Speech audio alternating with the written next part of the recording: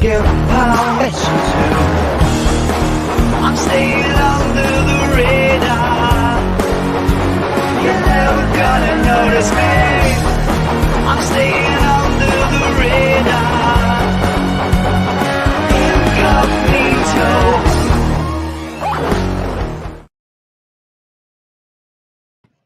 Hi, everyone. Hi. Welcome to Mindforked. My name is Akashi Chris, and I'm so happy everyone's here tonight. We're going to have such a great time. Again, thank you, First Floor Audio, for awesome song that I'm still totally addicted to. And I might just keep in my intro for a little while. I'm just kind of holding it. But thank you, First Floor Audio. He had a great show earlier tonight. He's on every Saturday night. And so tonight we have a lot of guests, so I'm going to get going because we have a lot to cover. I will warn you that we might have some little hiccups on connectivity, only because in Kansas there are storms tonight.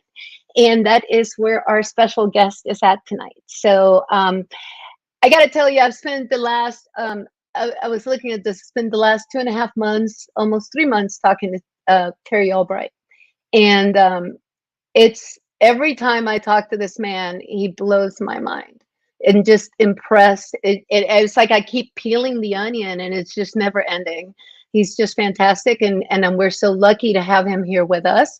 Stick around for the end, you guys, because I got a special outro. And you know how I am about my outros. But before I bring the boys in, because I also have Unidentified S4 and Tupacabra backstage ready to go, I want to go ahead and say hi to Chat Fam. Chat fam. Let's see who's here real quick. Just quick hellos around. I am, oh my God, Oliviero, dude, isn't it like 3 o'clock in the morning in Italy and you're on this show? I am so happy. I can't even take it. Sarah is here. Sarah's always so supportive and so helpful. Scott is here. Wally's World, Walt. My daughters. That one time I was abducted by aliens. I call them daughters, Terry. Don't be scared. I don't have a bunch of daughters, just, but they're my daughters. I sound like Lee, don't I? And so we got Hides and Longgrass. Hi, Hides. And Stuart. And I already said hi to Oliviero, who's up at 3 o'clock in the morning watching the show. David Martin is here. Cassie, Shane. Oh my gosh, my friend Juan from high school was here earlier. I hope he's still here. My husband, who's outside. One of my best friends, Lynn Hurley's here. Okay, I'm freaking out. I don't know how many people are on my chat, but I'm starting to freak out. And here's my other bestie, Alien Girl. I've never had this many people. Terry Brown. I'm just gonna keep going. Hi, everybody. I'm just overwhelmed and so excited because it's a Saturday. Oh, David Gosling is here and Second Star Survival. It's going to be a party. Andy Gambino. I don't know what to do with myself. I'm just too excited. So let's go ahead and get things rolling, shall we? So first of all, I'm going to go ahead and get my first co-host of the evening in. I'm adding Mr. Anthony, Hey. Unidentified S4 Buddy. Hi. Good evening. Hello, Akashi Chris. How are you? I'm doing great. I'm doing great because I'm just surrounded. This is going to be fantastic. And so thank you so much for doing this with me. We have so many topics and so many things to get through. And here's Tupacabra. Boom. So my co-host, my other co-host for the evening is Sam Tupacabra, who actually had he had Terry in one of his spaces recently. So he's really excited about this. Now, I have a tale of two Terrys right now because I have two Terry screens backstage. So we'll see what happens because I'm about to add, one of the Terrys. I don't know which stream I'm going to add, but I think I'm going to add this one. So everybody, the gentleman that's about to join us, whoa, I need power. The gentleman that's about to join us is legendary. This man, there's so many things to him. We're going to be talking Dorothy Izatt. We're going to be talking, sorry, I keep going off screen because one of the things I didn't do is make sure I had my power on. And that's kind of important. We're going to talk Bigfoot. We're going to talk Hollywood. Your mind will be blown by the amount that this guy is going to bring in. And if we have connectivity issues, we're adding video. Don't worry. So I'm going to go ahead and add Terry. Terry, can you hear us? Is that the right Terry screen? No, hold on. I'm going to add this Terry screen. There we go. Are you there? You got me? Yes. I'm here. All right. All right. Terry is here, ladies and gentlemen. Terry Albright. So, Got me? yes, we got you. So, I think everybody knows. We've been talking about Dorothy. We're gonna kind of break this up into chunks because the amount of experience that he brings in is amazing, and I'm just gonna let him talk about it instead of hearing myself talk. But I'm a little bit nervous because I've been talking to this guy for like almost 3 months, and it's like finally this is happening. I'm just too excited. So Terry, welcome to Mindforked. Thank you so much for taking the time to do this with us. Hopefully you're not frozen. No, you're there. So do you want to kind of just first of all, everybody's so excited that you're here. So tell us, we were talking about starting with a little bit of your background, introduce yourself, and then we're going to start with all things Dorothy because we got a lot to cover. Are you frozen, Terry? Terry's frozen. Do do do do do do. Is Terry frozen? Hi. There we go. Your cat as far as getting storms here. Oops. No, hold on. We got to back up Terry here. Terry, you might want to get on this feed. Whatever this is works better than the other one, Terry. If you can get the volume going on this stream, we can do it this way. Can you? We can't hear you. Say something, Terry. Can you change your mic? Oh, there's another Terry. Hold on. I'm going to add this Terry. This is like when I was on Big Willie and he had two Big Willies on screen. He's back. Okay. Yes. All right. We can hear you. Well, so go ahead, Terry. Well,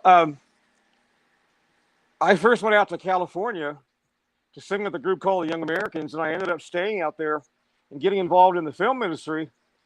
Started working at Universal Studios and met a lot of people there. Worked on about everything there was to work on at Universal, like Laramie and Virginian and everything you can think of. And then I stuck around and did Back to the Future, and we did Jaws.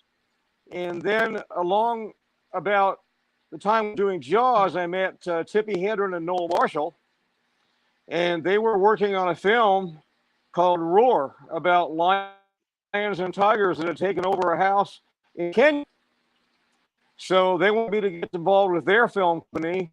So we did that. We did commercials, Japanese commercials, and stuff with Brooke Shields and Sammy Davis Jr., all the different stars here in Hollywood that they love over in Japan. And then we got heavy into filming the movie Roar. We were using lions and tigers that we had raised and had brought in from situations that were uncomfortable, had gotten a little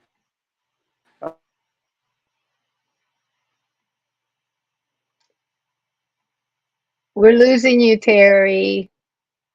I'm trying to figure out if this stream works better because he's talking there, but I can't hear him. And Sam, you're muted too.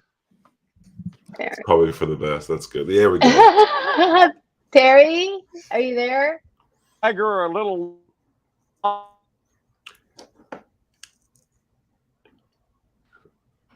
Okay. Can you hear me on? Yeah. Hi, Sam. Yes, Sam. Hear me on the computer. We can hear you. Okay. Okay, Terry. Okay. Well, we figured. You see, so here's the deal. This Terry right here, I can see just fine. I want You the should volume. You should text Terry if you have his phone number, and then just let him know Yeah, I've been use talking. his computer instead of the phone. Well, here we go. Terry, you might need, if you can hear us. Hold on. I'm going to text him real quick. You guys talk amongst yourselves. I'll give you a topic. There we go. I might want to try going to computer and using my earphones on the computer because I'm on Ethernet. Yeah. Yes. It might be a little better. Yeah. Let me try that. Please. Yeah. Yes. Can you do that? Okay, hang on. And then we're going to talk for a minute. Hang on. You go ahead and do that. Okay. Probably best bet to be on the computer opposed to the phone. Yeah. Especially with the bad weather. Yeah. Yeah, the storms are wild down there. Okay. Let's see. I'm going to add him back to the stream. Okay. Yeah, he's trying to get it all figured out. I think we're going to be in business. As long as we get the mic in here, we're going to be okay. As long as Terry, just make sure. Unless I have two Terrys. Can you speak? Terry, we need you to say something. Hi, Ron, Cosmic Neighbors. I see the issue. He's mute. Oh, he muted himself. He's muted. Tell him on his You have computer. to unmute. Unmute on your computer. Unmute StreamYard. Terry. Terry Berry. Terry, if you hear us on the bottom of your screen, it'll say mute, stop cam. There you go. It's off now. So okay, say something. Can you hear us, Terry? Can you? Let me go in private chat. Yep. Just stand by, everyone. Little technical difficulty. While we do this, Anthony, since you've covered a little bit of Dorothy Izatt, can you at least talk about it while we're kind of figuring this out? Terry, can you hear us at all? Say yes. No. Can you hear us? We cannot hear you. Huh? Hear you.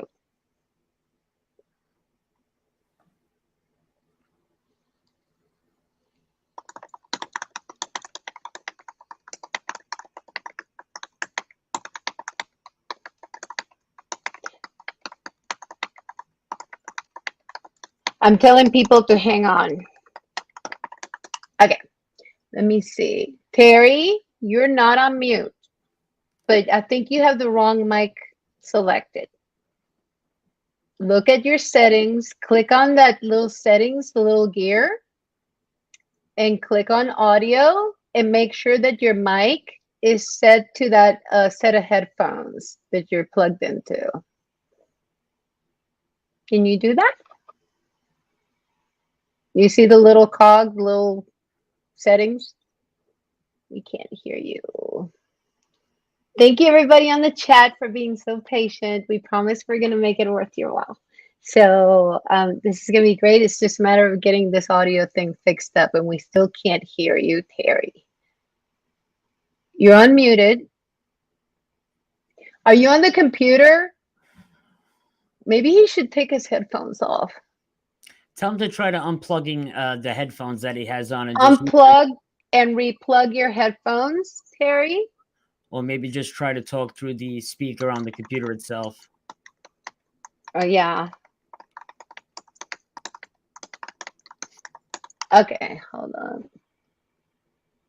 Now I have two Sams. You got me now? Oh, there we go. Yeah, we can hear you. Don't touch anything. Awesome. I'm learning as I go. All right, beautiful. This is great. Yay. Okay, we're back in business, chatters. Okay, so back to, so we were talking about your background. You were talking about Roar, about Tippi Hedren, just kind of how, I didn't know you did Jaws. That was, I missed that one. I mean, did you work on Jaws as well? Yeah, I worked on Jaws. I worked on about everything you can think of. Emergency, Adam 12, all the shows like Virginia, the Virginian, all those shows at Universal in the 70s, and all the way up through when I began working with Noel Marshall and doing commercials.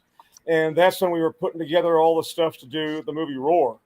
So Mm-hmm. I was kind of continuing at Universal and working on all of that stuff while we were getting the movie ready to go. And then once we got that ready to go, I moved down to 9165 Sunset, where we had our film company, and we began putting together the Roar movie. And that was Mm-hmm. filmed out at Soledad Canyon near Palmdale. Mm-hmm. Yeah. By the way, everybody on chat, if you've ever seen my studio, this Barbie is a Barbie based on Tippi Hedren in The Birds, a movie that I've been obsessed with, and we're sending this to Tippi. Hopefully, I told him, he goes, Tippi would love it. I was like, please take a picture of me with this Barbie. If anybody watched The Birds, she's Melanie Griffith's mother. Just beautiful, wonderful actress, just super talented. So keep going, Terry. Keep talking. I just love My Tippi. earphones, so I'm working on that while we're going here. Okay.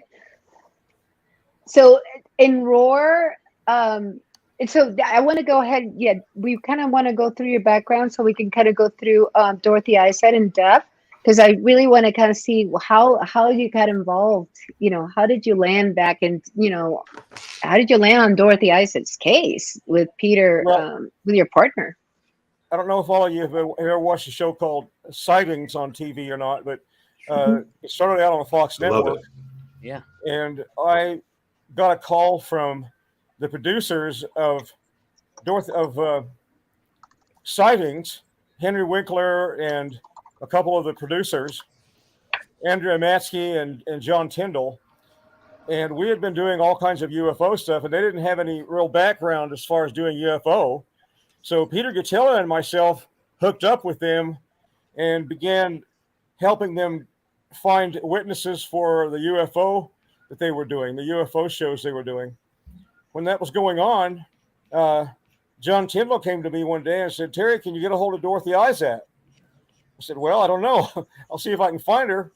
She was in British Columbia, so I located Dorothy Izatt and called her and began talking with her. I talked with her for about 3 months.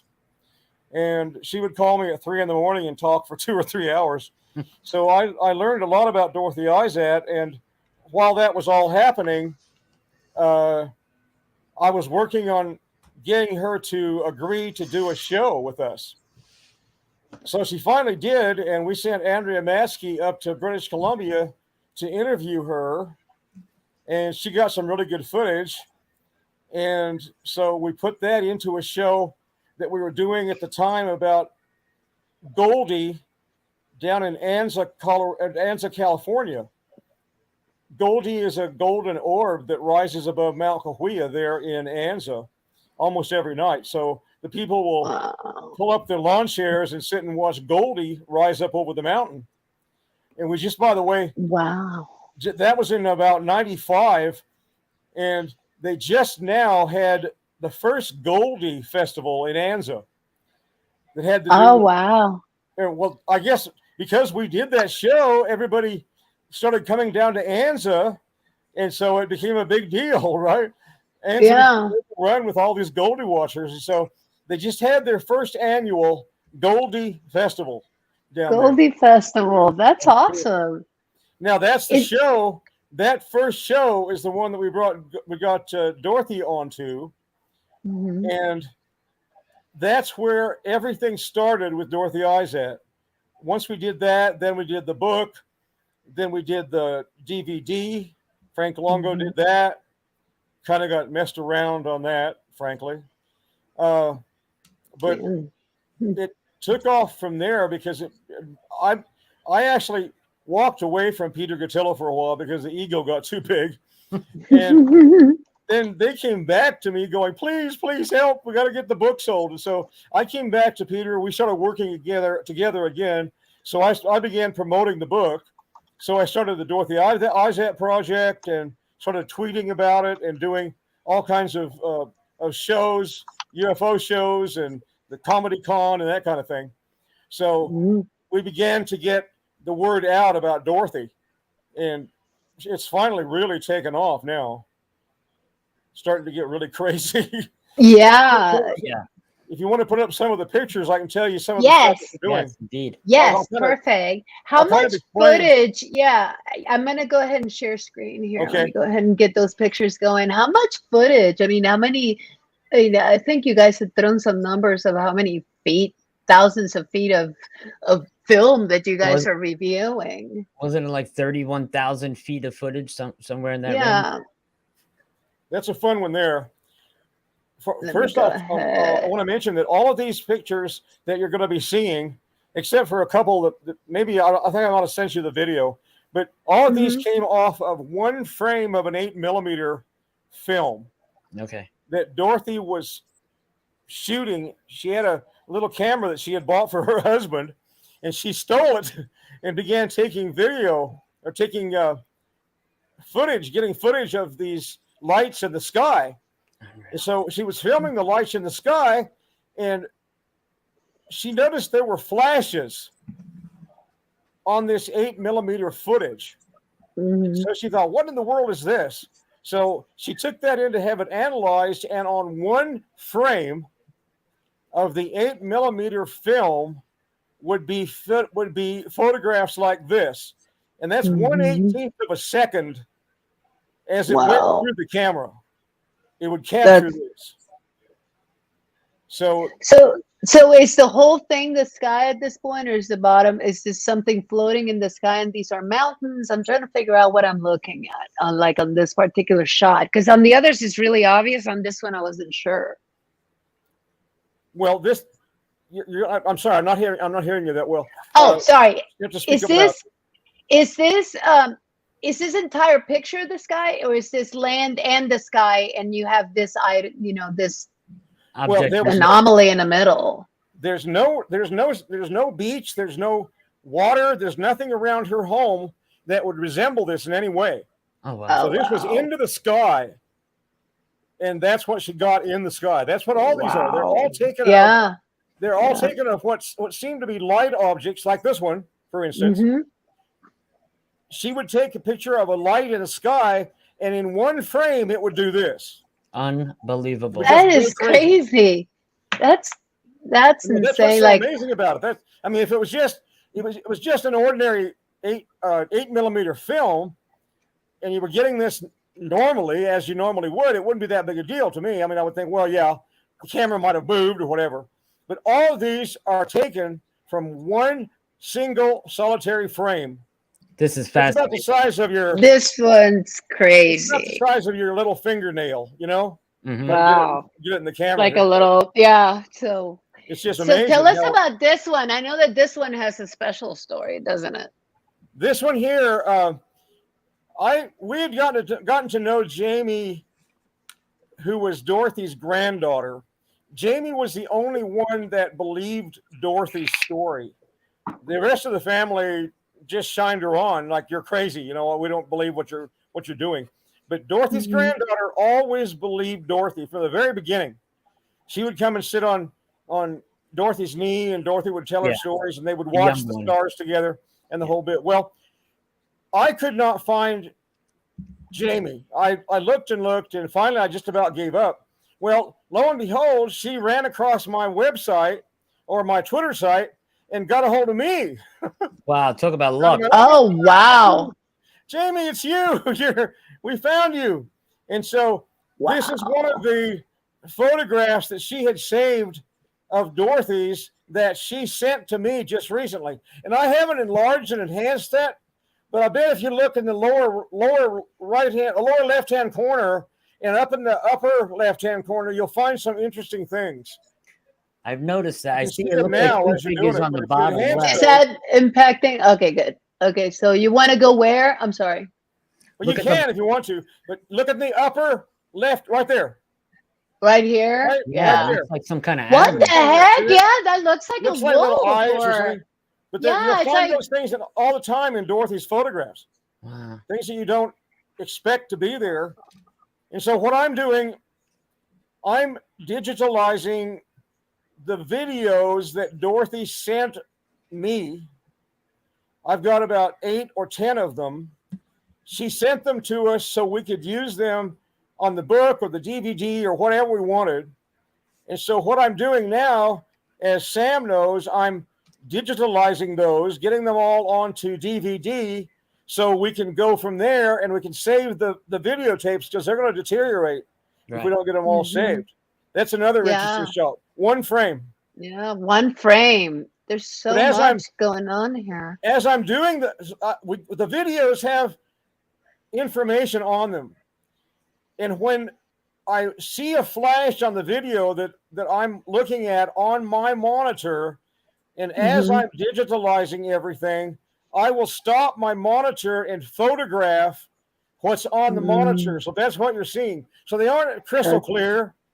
But I'm getting them. I'm basically doing it with iPhone, because then I can put it right on the website.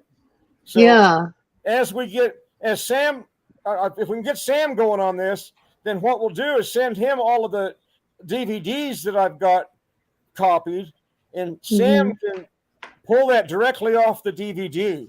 So it'll be a lot clearer. Sam's grinning. Yeah, I'm sure he is. I was looking around my house for a DVD player. I know, you're like, DVD. I got one of those. No, once this is digitized, we got to get a piece of rope to tie Sam up so we can get him. There it is. No, this is amazing. Here's another picture. I'm just going to keep going because these are just gorgeous. I can believe this is just one shot, like one single frame. Look on the right-hand side. There are little images there that I can't tell you what they are. Like this? I mean, see. it literally looks like someone bending down. Oh, good. With their hands on the floor. All interesting aspects of these one 8mm frame, if you can believe that. That looks like a body to me. Like this is weird, you know. Like the hand on the floor and like looking up. That's what kneeling. That's what it looks like. Yeah, look at this. But can you imagine no bleed over onto the surrounding frames? One single frame. Now, how in the hell were the light beings doing this? It was meant for her to see. It was meant for her to capture. She was so comfortable, wasn't she? She was like so just like, there they are. They're coming. Well, yeah. You know, just... Well, she was doing this for like 30 years. Right. She's got 35,000 feet. My God. Of 8mm. And we've got access to all that. It's just a matter of, the family has gotten a little bit weird. Because once Frank Longo got involved and did the video, he kind of cut the family off. I think they're upset with him. So we gotta have to smooth the waters over. Amy and I are working on that now. But there's so much more footage that we've got, even just on the videos that I've got. There's an incredible amount of footage there. My God. Yeah. Yeah, and if you have, so you have access to be able to digitize it. Do you think you could get access to the rest of the tapes? And, because we'd love to help in any way that we can. Because this is, digitizing will be the hard part. Because it's like you're having to take based on the process you were talking about, it's quite lengthy.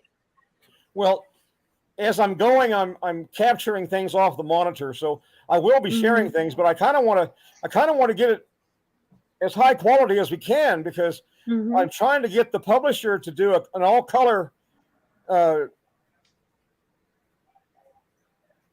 new book. I'm trying to think of the Contact with Beings of Light. I couldn't think of the name of the book. We're trying to get him to do an all color book, but the only problem with doing an all color book is that it loses a lot in the translation because we can't do the videos. Yeah. Videos are the most incredible part of the whole thing. And exactly. I think there's one or two of those on there. So as you get to those, what is it? That is an interesting one. I didn't even see that. I put that up on Twitter, and one of my followers watched the video and stopped the video that I put on Twitter and said, "Look at this." And so to me, if you look at the other things that she's done, that looks like sky and green grass to me. Oh yeah. Yep.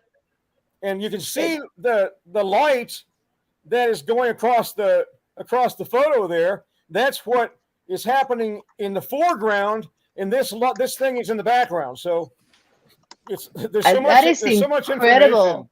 Yeah. on this material. It's just incredible. It looks And like this one, this is a trip.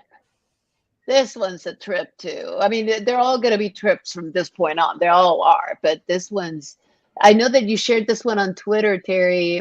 I think Shane was talking. I think somebody was talking about it. Can you hear me? Yeah, and I'm on Ethernet Yeah. too. Yeah, no, you sound okay. You just paused for a second, but I think that people were commenting. You were asking about what do you see in this? Because there's just One more time.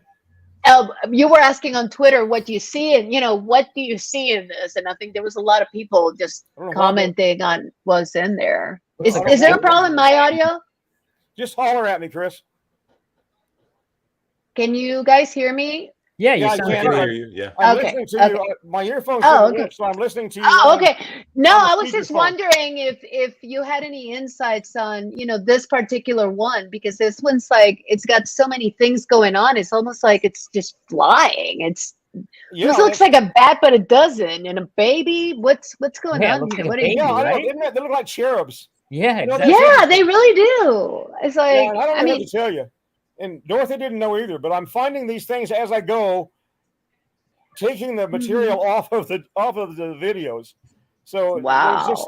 this is only, I've only gotten through a few of the videos because I've got a life, Yeah. I've got flight students and I've got various things that are going on. So, there's the one that you asked. This is creepy. Yeah. Tell us the behind the scenes on this one, Terry. Now you got to get back from the screen, you guys, and look at this one because you won't be able to tell what it is if you're up too close. That is on one 8mm video frame, and it's the face of a man. I see it on the top See and the the red. forehead, the two eyes, the nose. Yep. It's just the eyes and nose part. It's not, and you can tell he's got dark hair. But Dorothy had no idea what in the world that was, and she doesn't know anybody that looks like that. So That is a trip. Capturing a glimpse into another dimension or something. That's what these remind me of. Right? Honestly, I'm trying to find this one. This one. This one's like incredible. Incredible. You guys see this, chat? Are you watching these pictures? Because this is amazing. Talk to us. That's on the front of the book, by the way. And the only thing that we did with that is so we could put it on the front of the book.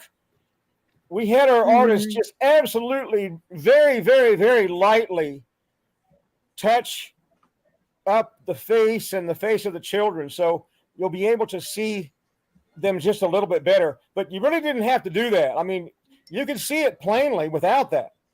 I've got the photograph here in the house that is the original, and it's frankly just as good as this. My God. But it's enhancing itself. That's the afterlife. I mean, that's exactly what that looks like to me, right? Like, and you got multiple levels because you got some people in the front, you got this in the middle, and then the images in the back. And I believe you took this one, didn't you? Yeah, that's one that I got, and I enhanced it. It was just a light in the sky, but I knew it was something. So, because I get these all the time. It looks like a photo from the movie Close Encounters. Here's what's weird. I was talking to Dorothy one night, and I said, Dorothy, what the heck is this buzzing? Or this feeling in my ears that feels like one of my ears is plugged up, even though it's not. It's a sensation as though one of my ears is plugged up. And Dorothy goes, oh, they're letting you know they're there. Yeah. So whenever I get that feeling, I run outside with my camera, and 9 times out of 10, I capture something like this. Wow. And it's not. And that's how she felt? Is that how kind of they called her? Well, not necessarily all the time, but it certainly is one of the ways that they would contact her. She would know they were there. They would appear to her on the ceiling of her bedroom and show her things. NASA thinks that they were teaching her an entirely new language. So that goes to show you. I mean, people who don't understand what's going on here, they've got to understand how this footage was captured and what you're seeing on one 8mm frame, 1/18 of a second. That's the amazing part. Yeah. But NASA saw all this. They went through it all. Alan Hynek took it to his university and had the laboratory check out the cameras, multiple cameras, and they were all working just fine. Wow. No problems at all. So anyone who says, no, the camera was faulty or she's moved the camera, they don't have a clue. That's not what was happening.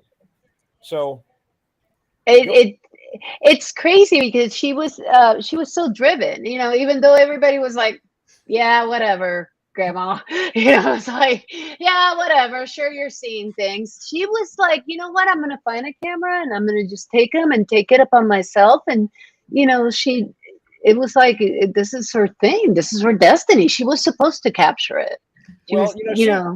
She talked with me all the time about raising my frequency and all of us raising our frequency.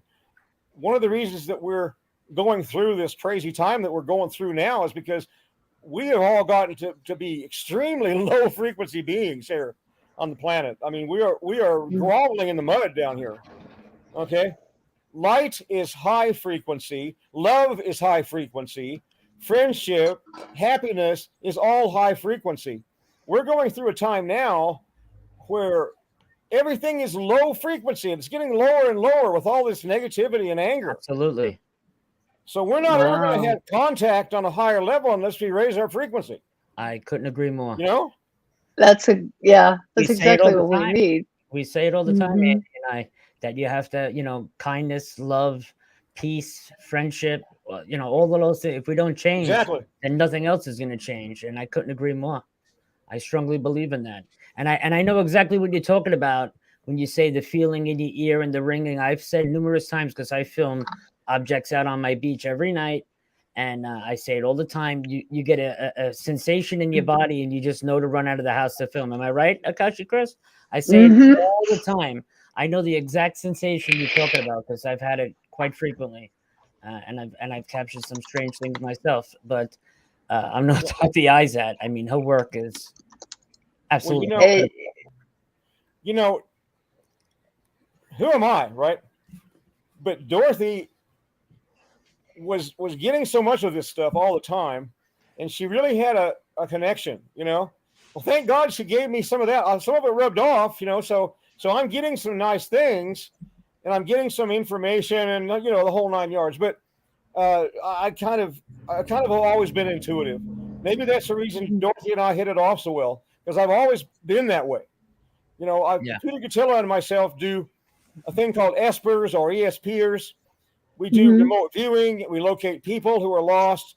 We do a lot of that together. We do a lot of that by just using our remote viewing ability and whatever intuition we have.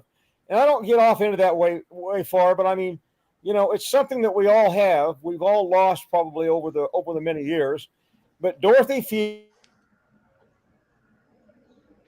Oh no. Did we lose Terry? I think he froze a little bit there. Here we go. He's back. Okay. We're back. Yeah, we're back. If any of you know Edgar Casey's work, you know that he did a lot of life readings, and there were a lot of souls that he read on that were Atlantean people that were working with the crystals and working with the high tech that they had in Atlantis. And we actually, I mean, we're talking about 10,500 years ago on the planet. I mean, really. And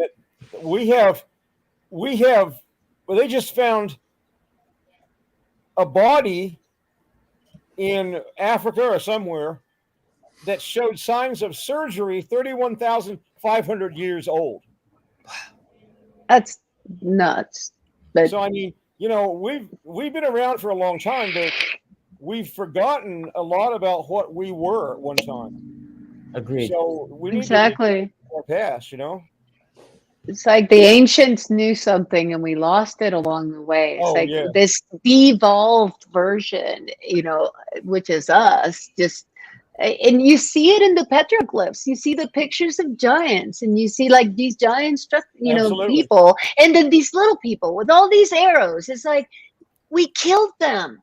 We somehow, I don't know if it was like by volume that whether it was Younger Dryas or a combination of Younger Dryas and the catastrophism and the volume of regular humanoids. But I mean, more than me, but this is just crazy stuff. Well, I've always believed throughout history that we've evolved into great lengths. Our technology's evolved into great lengths, and then cataclysmic events happen, and then we have to start all over again. And we advance, everything all over again, and then something else will happen, and we get wiped out and start all over again. And I think that's just been over and over and over repetitively throughout life. Exactly. Slowly, I totally agree with try to figure it out. So talk to us. I just posted something on Dorothy Izatt project on Twitter. I think I just found it today, and they're finding layers of Earth that indicates we were technologically advanced thousands of years ago. They're finding the archaeological, geological proof now that's showing us that we were more advanced than we are now. So it's science is now is catching up with psychic phenomena and with religion and with Dorothy Izatt. They're finally catching up.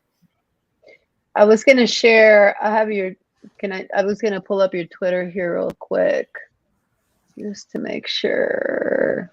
So we got. Yeah, you've been quite busy, friend. Yeah. So we got. See that picture on the bottom? Yeah. Mm-hmm. That I got about 3 months ago over the football practice field across the street from my house in Norton, Kansas. At 3 a.m. This one? Yeah. Wow. Track ship front of it. And I thought that I'd been out there for about 2 or 3 minutes, right? And that it took off all of a sudden after about 2 or 3 minutes. I looked at my watch when I got back in the house. I'd been out there for half an hour. Missing time. Oh my God. You had missing time? So are you thinking time. Wow.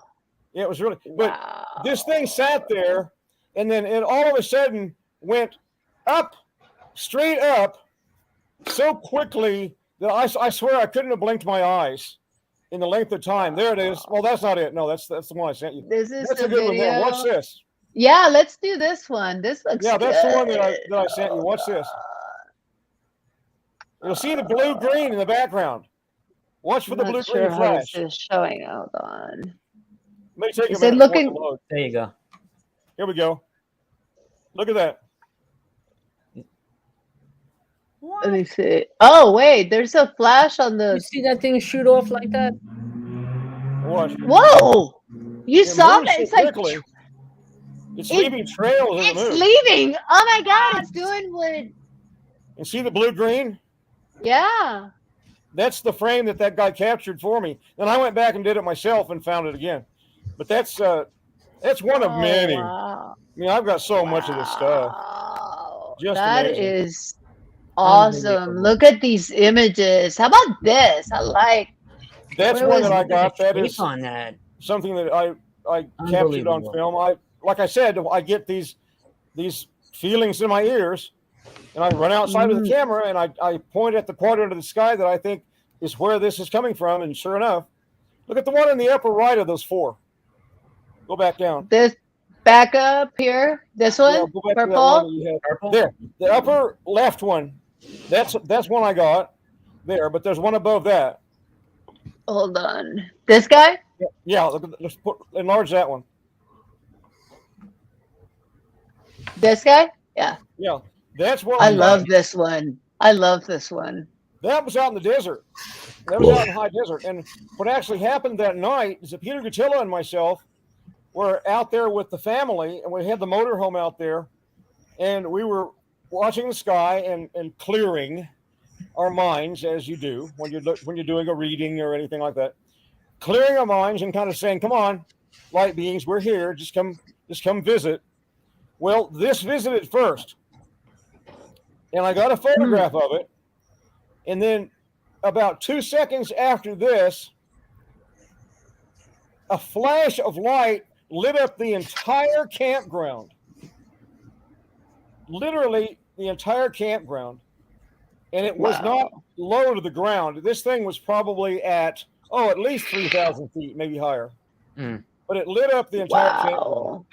So that's an interesting thing that we got. If you take that, I've taken that and enhanced that. If you enhance it, you can actually see some stuff on the inside going on. Like shapes. Yeah, there's definitely like some pockets of light, you know.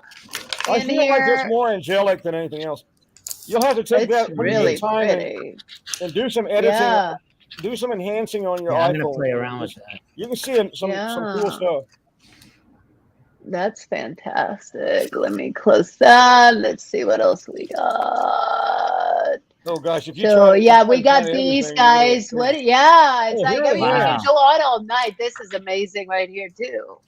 And there's just so much to choose from. It's like, how do you? She was definitely chosen. They would allow Dorothy to bring her camera on board the craft. Okay. You might as well just go ahead and say it. They were alien craft that she was boarding. They would allow her to bring her little camera, which wasn't a very good camera, but she would take it on board, and she got pictures of various things on board the craft. This is hands that she took a picture of, and we put that in the book. It's probably not quite the same color that it was when she took it, but we didn't enhance it at all. We didn't add to it. That's just all there was. Can you find the Bigfoot one that I have on the site? Yeah, let's bring the Bigfoot out. Oh yeah. Yeah, we ready? Yeah, because we're gonna be talking Bigfoot here in a minute. But did you have that one here, or do you have it? Oh, you got Bigfoot. Sam found that one, didn't you, Sam? Sam, do you have one that you can share, or do you know where I can find it? A Bigfoot? The Bigfoot. Look! Stop here for a minute. Yeah.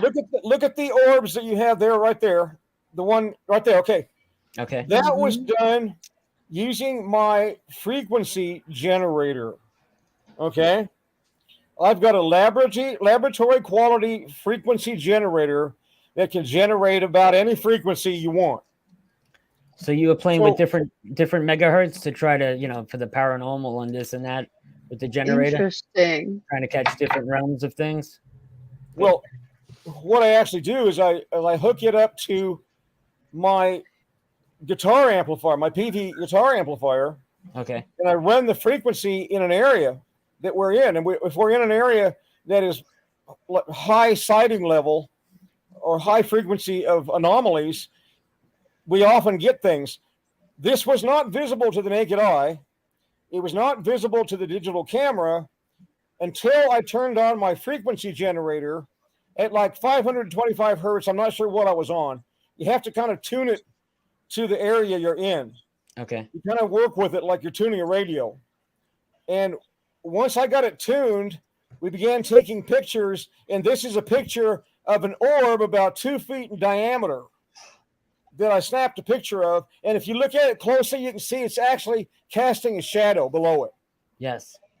Wow, it is. It's actually casting a shadow. Unbelievable. And so it must be physical on some level, okay? But behind it, and the thing is, we were using a flash, okay? And Barry Fitzgerald from Ghost Hunters, who's gone out with me, kind of said, "Well, I kind of have a problem with that." I said, "Well, yeah, I'm sure you do, but it's the reflectivity of all of these things that make us able to see them. It's not just you can't always see them if there's no reflection. So I don't buy that using a flash is a bad thing. I think it helps us to capture these things because otherwise you probably wouldn't get them. Yeah. But go to the next one on that. I think there was another one.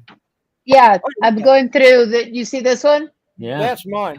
That orb, whenever Peter Gatillo takes a picture of me, especially, that orb is around me everywhere. I've got 1 million of those pictures of me meditating, and this was in the high desert at our house in the high desert in California.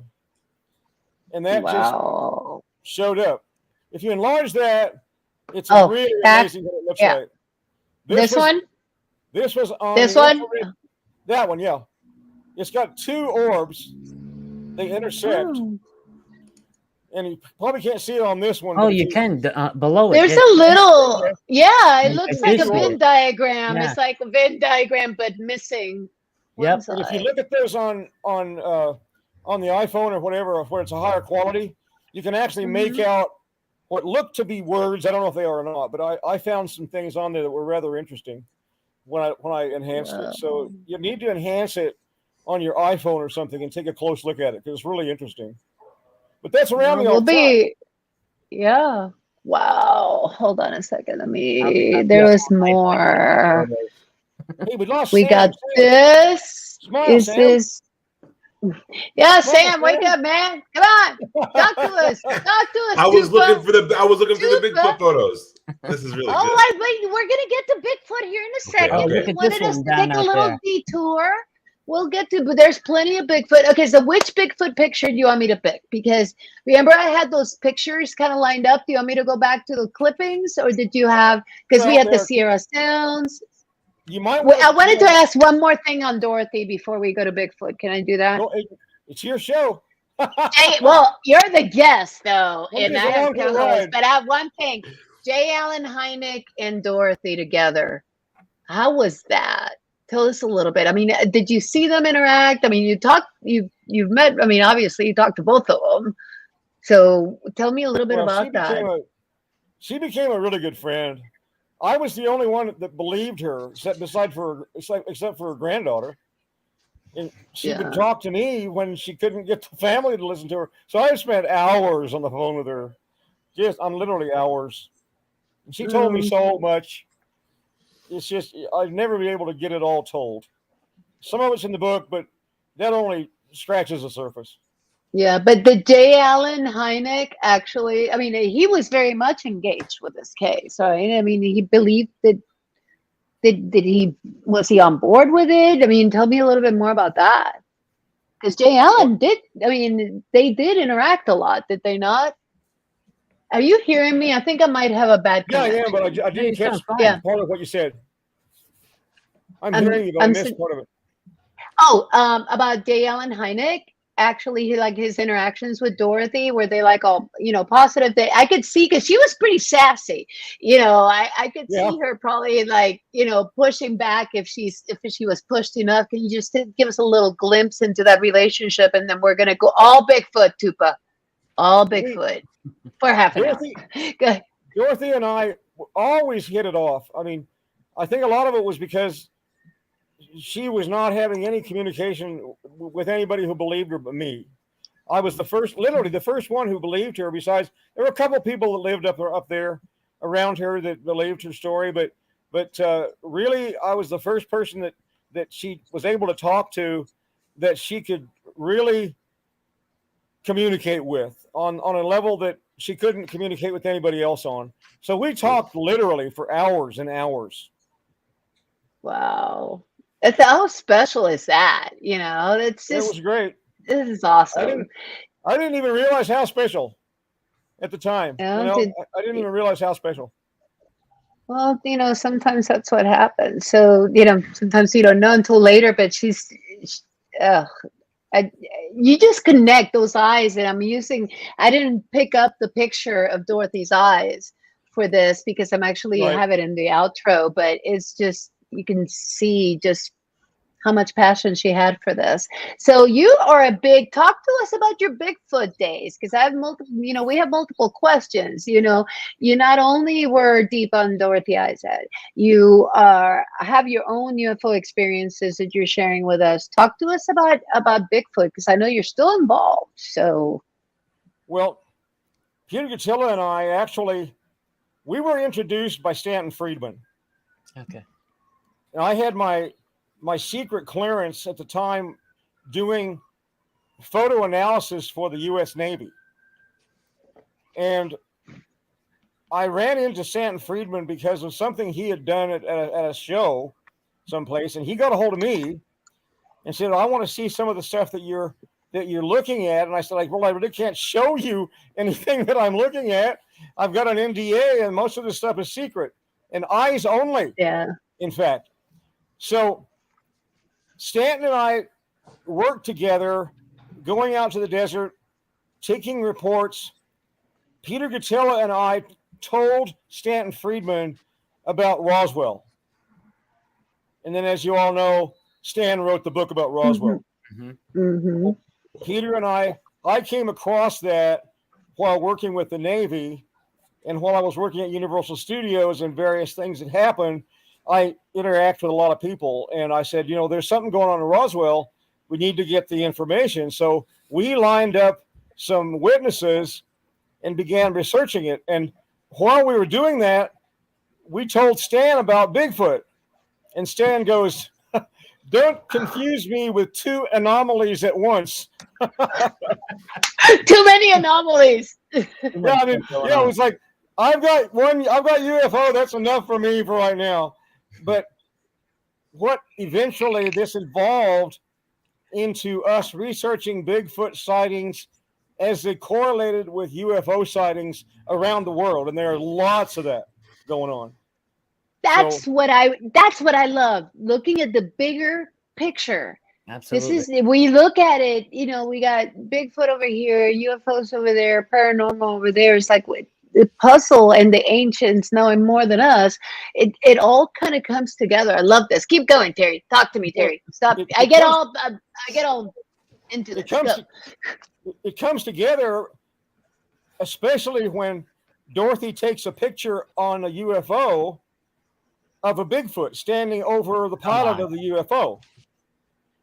And I've got that on my site. I don't know if you... Okay, yeah, I want to see that. Did you text it to me? Just my videos did a real nice rendition of it.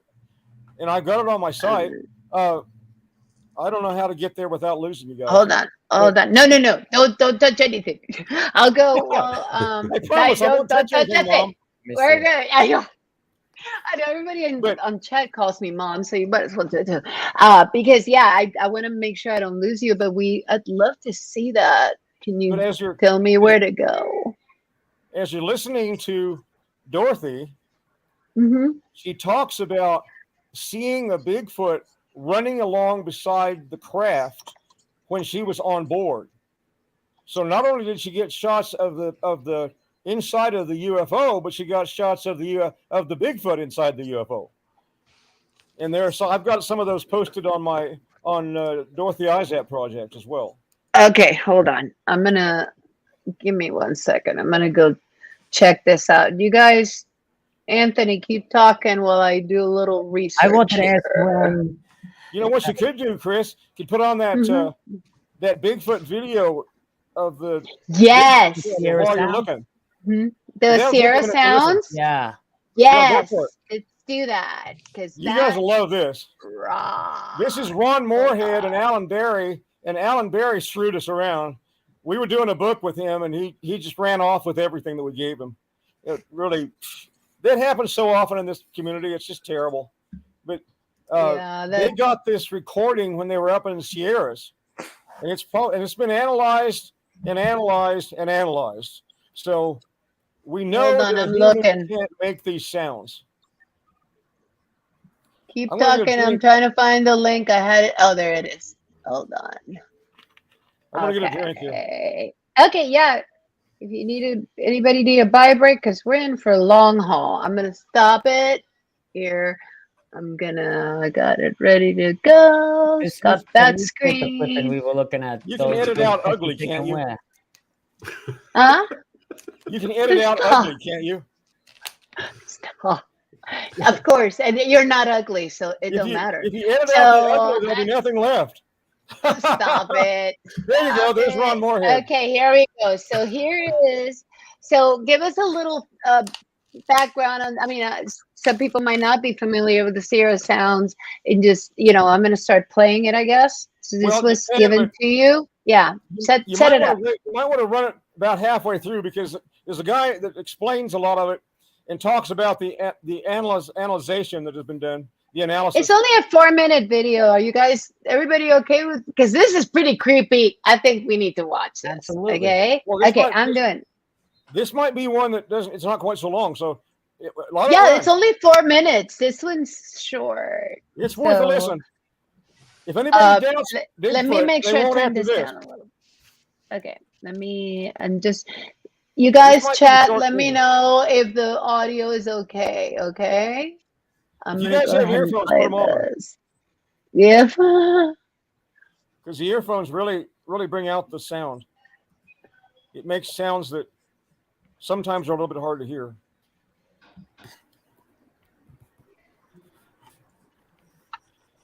I've heard this chatter myself, by the way. I've got recordings of it, but I haven't got them put on the website yet. I have to get. I've got 130 or Did you 200 hear that? Bigfoot sounds in the No. basement in a box. You don't hear that? you You don't hearing hear the whoop whoop whoop. Nope. Okay, We nothing. hold can't hear on. it.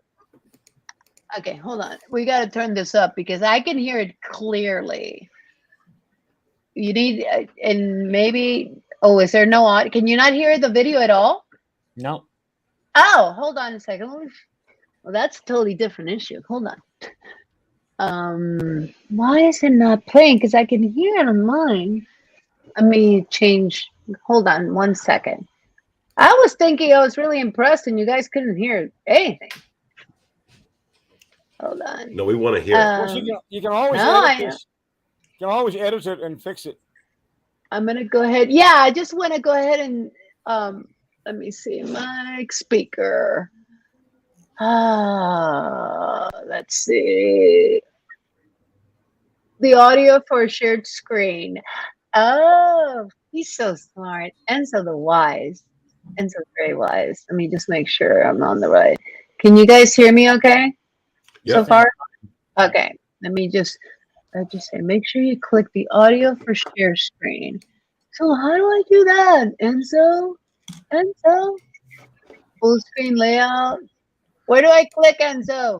He's telling me that when I do a share screen, because I'm doing a share screen of the YouTube video, that I need to click on something to allow the audio, but it shows it's not on mute. Let me see. I almost wonder if I could click on it on our end and hear it. Yeah, but I need to make sure. I don't want to lose you see. guys, so I'm afraid. No, don't do anything. You're good. Hold on. Let me give me a second. Oh my God, you can't hear this. No. Okay, I'm gonna change my audio for a minute to be on the computer. Okay. Yep. Give me a second. You guys keep talking because he's, his time is precious. We don't want to miss any of it. Bottom left corner. I can go into a little bit about. Since we've been researching Bigfoot, we did a sightings show on it. We've done a lot of different things, and we've been researching around parts. I just switched. Can you hear me? Yep. Okay. I'm going to try to play this. I changed the audio to speaker, to my computer speaker instead of AirPods. Let's see. Stop sharing screen and oh, here we go. Click on share audio. Here we go. Okay, I'm going to stop sharing screen. Remove that. And then you said, and reshare. And in the bottom left corner, click on share audio. Okay. Hold on. Reshare. And so I pick my screen, but when I pick on share, it doesn't have share audio. It just has share the screen. Let me see. Take your time, Chris. Don't be flustered. I'm not flustered. You're cool. You gotta all relax right now. It's like this is a great evening. Now, my AirPods keep kicking in. Hold on a second. I'm trying to change everything so it doesn't use my AirPods. Right. I'm as happy as a clam. What about you guys? Oh yeah. I'm loving this. This is seriously cool on a Saturday night, just kind of hanging. I'm gonna turn these off for a minute and see if I can just go pure speaker. How about this? Oh, better click on the right thing. There you go. That's it.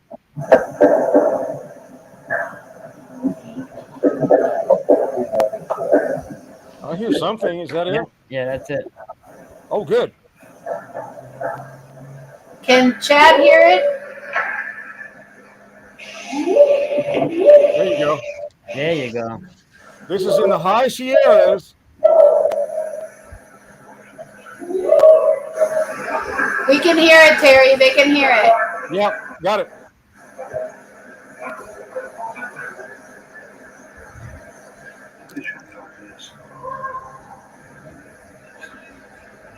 They've been going out there and getting acquainted with this group of Sasquatch. Now, What was that? That's a human trying to get the Bigfoot to respond.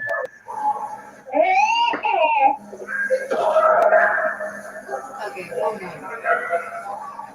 Just so we know what we're listening to, that sound. What is that? That's Moorhead or Barry. Oh, okay. They're talking and they're freaking out over the backside. I'm trying to figure out which one's which. Yeah. Yeah, they're doing that so they'll get the Bigfoot to respond. Oh, they're calling him. Okay, hold on. Yeah.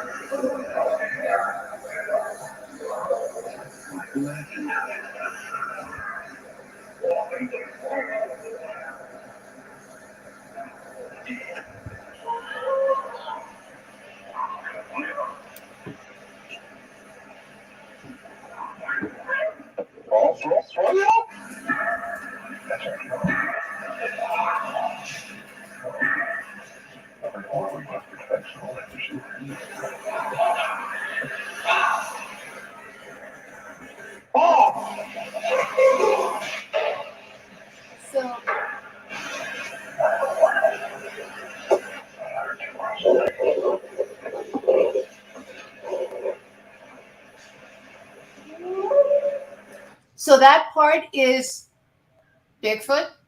That whoop from further away. Yeah, that's fun. Yeah, it sounds like it. That's you can crazy. hear the Bigfoot in the background. Yeah, I'm gonna keep playing it. I just want to make sure this is awesome. But they actually do more of a verbalization up closer. You'll be able to hear that too. I think it's coming up. Okay. And why is it not playing now? Hold on.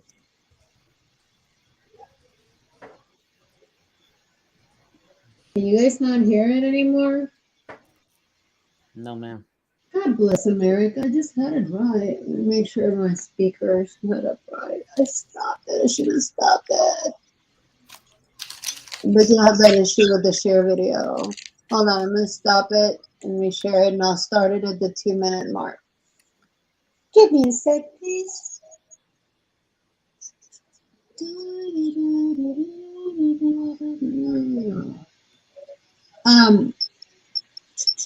So while I do this, talk a little bit about, I'm going to pull this up, but you have your experience with, how did you get into Harry and the Hendersons? What did you do there? Because that was based on, as a result of your experience with Bigfoot and your cryptids. I just So, added Harry on my back screen. Yeah. Huh? I got Harry on my back screen right now. I know you do, and we love Harry and the Hendersons. We're huge. That was one of my favorite movies growing up. Me too. Me too. I worked on that crazy show, guys.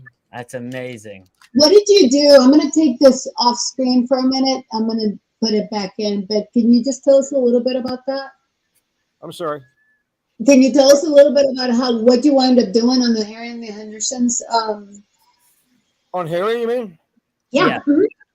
Well, on Harry, Rick Baker didn't know what Bigfoot looked like exactly. And I got it. I actually was working on some of the sets, and I was at the mill one day, and I got the plans for Harry and the Hendersons. And I thought, well, sounds like Ozzie and Harriet or something like that coming across, I didn't know what it was. So I get this, and one of the guys comes over from the sound department, I think it was, and said, yeah, we don't know exactly, what it sounds like or what it looks like. And I said, well, I've been doing it for a long time. I'll work with Rick on it. So I went over and worked with Rick Baker on what it should look like, kind of gave him some ideas at least.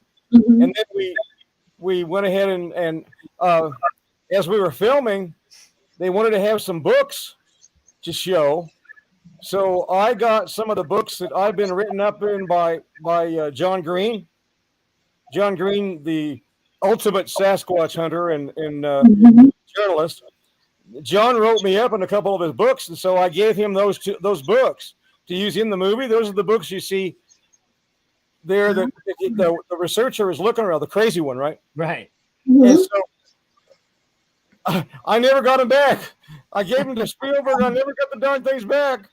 I gotta get those back one of these days, man, because they cost like 35, 40 bucks online now. And I've got another one here. I've got Apes Among Us, which is the hardback copy that I got that John Green sent me that I'm written up in too. So that was surprising. I guess I'm immortal now. Just out of curiosity, Terry, maybe you know, maybe you don't. Around how much back then did it cost to make a suit like that? Oh Lord! If you looked at, I mean, of course, he was doing it on the budget, okay. So he wasn't working by the hour; he was working by the job. So yeah. I imagine they paid him $30,000 or $40,000 to do that. I don't know. If you had to act back in the day when Patterson got his footage, and by then I was there the next day.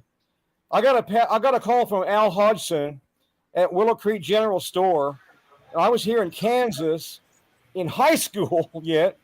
Had a 58 Ford 2-door, and I got a call from Al Hodgson that I'd been in touch with. He said, "You got to get out here. These guys just filmed Bigfoot," and they took me up to the site, the actual site where they filmed it, and I made plaster casts of the Bigfoot prints. Oh, man. And then I recently took Finding Bigfoot back out to that same location. Awesome. And taught Bobo how to walk like the Bigfoot. Oh, no way. You were hanging out with Bobo? That's great. I actually have a replica of the necklace that Bobo wears, the Bigfoot that he keeps around his neck. Oh, cool. That is cool. My friend Ron from Cosmic. I think I've got the video. Do you guys? I'm gonna go ahead and start it where I left off. I think I think it's gonna play now. So, can you hear that? Yes. Okay. That's much better. There you go.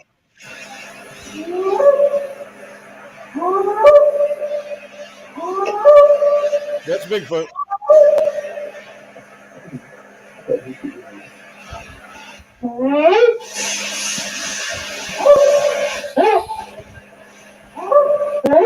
The jaw. They're talking.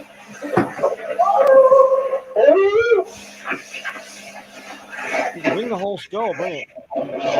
So we're hearing Bigfoot and then a researcher going back and forth with the vocalizations, right?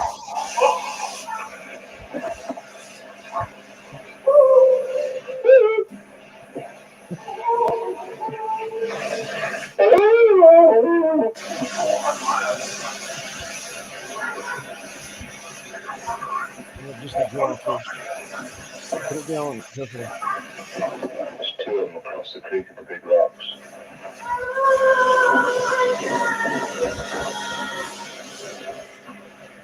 It's a hard act to follow. They sound like he talks to others and they talk to each other. Yeah. What in the world are you holding? That's a jaw fragment. Hold on. We're coming right back to you. Hold on.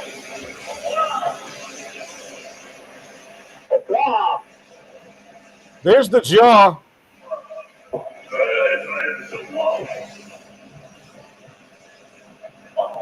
Wow.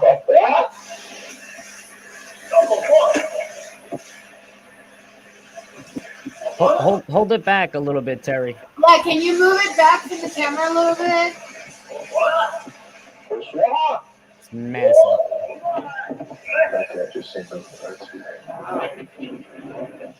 I mean, let's look at the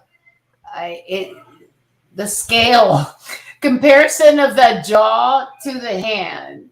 That's was that jaw recreated? Let me get the skull. I don't know if you can see it or not. I'll try to hold it up here. Across the country. I'm trying to get this range. There we go. I'm sorry. I was telling my YouTube to stop playing. Yeah. What is it? What am I looking at? So this is the skull.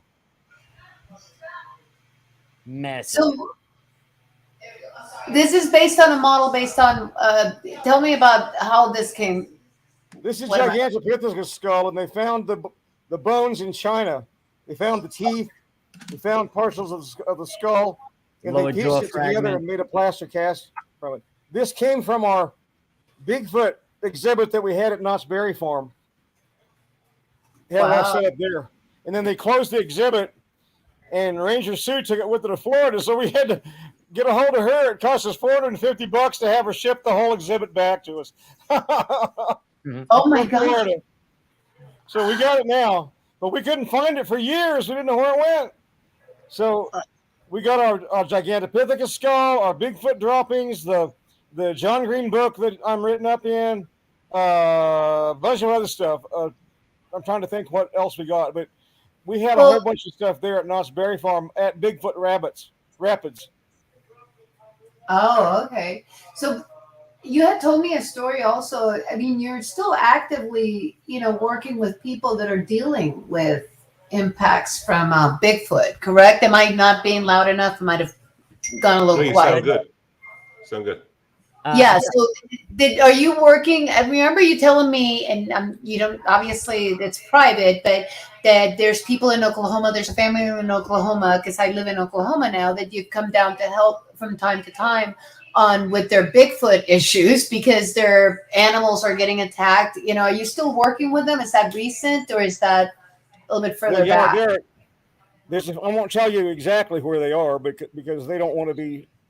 Yes. They don't want their business to go down the tubes. One of the guys that lived on the ranch, he's lived there for 40 years. They had no experiences, nothing. Well, all of a sudden, he brought his girlfriend out there and her 2 kids, and he would go away. He goes from Colorado, out into Kansas, down into Oklahoma, probably comes down by your house. And I know. He does all this driving. So he was leaving the ranch, and his girlfriend, was freaking out because something was making noise. It was screaming and throwing rocks at the house. And she was like, "I can't stay here anymore. This is ridiculous." So they started looking around to see if they could find signs of where it had been. Well, before long, they lost like 30 chickens. Oh, wow. And a pygmy goat. Ooh. And then they had a huge garden about the size of half a basketball court, and it was taking all of the vegetables out of the garden and leaving great big footprints about 18.5 inches long. And wow. Throwing rocks at the house and chattering, and the family was going to leave. They were going to pack up and go. And basically he said, "Look, we'll figure this out." Then they called me. And I've been trying, and Carpenter is also doing some work with a family kind of like this. They gave me a call, and I said, "Look, they're not going to hurt you more than likely."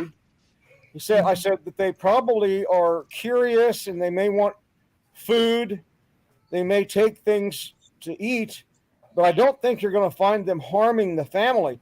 And if they throw rocks, it's basically just to get your attention. I've never had a rock hit me. I've had rocks come close to me, but I've never had a rock hit me. Well, one of the guys, he also does hunting tours, and he had a guy that had been with him for about 20 years, and they were up about 30, 40 miles from nowhere and hunting, and this is an area that this guy had not even been aware of there was any kind of Bigfoot activity around at all. Well, this guy he has up hunting with him happens to be looking over at a grove of trees, and a rock comes flying, like 6-inch diameter rock comes flying out of the trees and lands like 6 inches away from the guy's foot. And oh my God. The expedition leader, the guy that owns the ranch, didn't see the creature that threw it, but the guy did. And the guy goes, "Get me out of here. I want to go." So they pack up and they leave, and they go to a cabin about 10 miles away, and the guy goes, no, you don't understand. Says, I want to get out of this. I want to get completely out of here. I'm leaving. I want to go home. So, and this is the guy who'd been hunting with him for like 10 or 15 years, right? So he gets him out of there, and he has not heard. This was like 3 years ago. The guy never called back again. So Wow. it freaked the guy out so much that he wasn't going to come back. So, you know, I can understand somebody being afraid. But on the other hand, I've been out chasing around the bushes for years, and one hasn't ripped my head off yet, you know? Yeah. Now, there's one personal experience I can relate to you that kind of helps shed some light on this. We had heard some screams up at Big Rock Campground in California. It's out near Palmdale, Parablossom, Sycamore Flats, out near that area, the high desert. We'd gone out there because the sheriff's department had called us. So we were out there, and we met with a woman who was living in an Airstream trailer. Well, her trailer started rocking back and forth like an earthquake. California, right? It's earthquake city. So she thinks, what the hell is this? So she goes outside, and the ground isn't rocking, but the trailer is. She turns around, looks back over the top of the trailer, and here is this thing about 3 foot head and shoulders over the top of her Airstream trailer, which was up on blocks. Oh my God. Whoa. Wow. And so she freaks totally out and leaves, gets in her car and leaves. She leaves that area. It was up about 5 miles up into the mountains from Little Rock. That's from Highway 138 up in that area. So we going up to Big Rock Campground, and we stay up there to see what's going on. And we heard what sounded like a donkey bray from across the valley that echoed, kind of like the donkey bray without the hee-haw, you know what I'm saying? Kind of like, my throat's kind of raw, so I can't do it right now. But we heard this thing, and we all went, wow, that's not a coyote. It's not a mountain lion. We know that's not anything that we've heard before. So we thought, well, we'll stay around for a while longer. Then we'll go down to Sleazy's and get some chili. By the way, a side note, we always got the chili after the Bigfoot search, not before. So I think you guys understand that. Anyway. Yeah, we get it. We get it. Figure it out. Otherwise, we couldn't manage to stay in the same vehicles. Anyway, so we're coming, all the rest of them left, right? So I get in my little Ford Courier, which I always drove like a race car driver, and we're going back down the mountain. They were ahead of me. I come around a curve, and my lights were shining out across the valley, and as they came back around onto the road, there was a creature standing on 2 legs beside a bush, which I later verified was over 6 feet tall, standing 3 feet or better over the bush, 3 feet or better taller than the bush. When it saw my lights come around the corner, it leaped across the 2-lane highway. I slid sideways to keep from hitting it because I was going to. The back end of my Ford Courier, which is not built very strong, was dented by whatever I hit on the Bigfoot, the leg or whatever, the thigh, whatever. But it put a dent. You hit something, yeah. Huh? You hit something. So it hit something. You had evidence. It hit the Bigfoot, no doubt. But what part of it? I think it probably was the upper thigh or something, because it was kind of a rounded, like it would be the upper part of the thigh of the creature. So it wasn't a sharp dent at all. It was just like it hit the rounded part of the leg or whatever. No blood, no hair, nothing left on the vehicle? No, there was nothing. It just hit the flat part of the truck. But that truck was not dented up before. Yeah. That was it. And so it jumped down over a bank that was about 10 feet high and ran across a boulder-strewn valley with boulders 6 and 8 feet in diameter, like it was sprinting. And it went up a 45-degree angle like it was sprinting. And it went over toward Devil's Punch Bowl there in the high desert. So talk about shake you up, man. I stood there going, whoa. And Richard Ingalls and some of the other guys that had actually had the experiences there at Sycamore Flats initially, and that's the one that Bobby Slate wrote the book about, Bigfoot. And those are the guys that I turned her on to, and so she wrote the book. Those guys were up behind me. They came down behind me, and there I was sitting across the road sideways. And it took me a couple minutes to gain some composure. And then we went on down to Sleazy's and had some chili. But that was one that I have to pinch myself now, because actually seeing one is something else. You hear them and you know they're in the bushes and you get rocks thrown at you for years. But to actually have one jump across a 2-lane highway in front of you, that's another thing. To hit one with the cars, like winning the lotto. Yeah. That's amazing. It what? I said you hit it with your vehicle. That's amazing. That's like hitting the lotto. That's like a lottery win, you know? I literally slid sideways into the damn thing. I mean, I would have hit it head on, I swear. I think I would have run clear over it. Maybe I should have. But we would have definitely had it. We would have definitely had it. Crazy. There are these people that want to go kill one, and I just can't. I can't buy that. I just don't think that. I think they're too human. Yeah, they're sentient. Because they put together structures. I mean, they obviously gather food. They have families. You don't see the dead bodies because they probably bury them because they're not.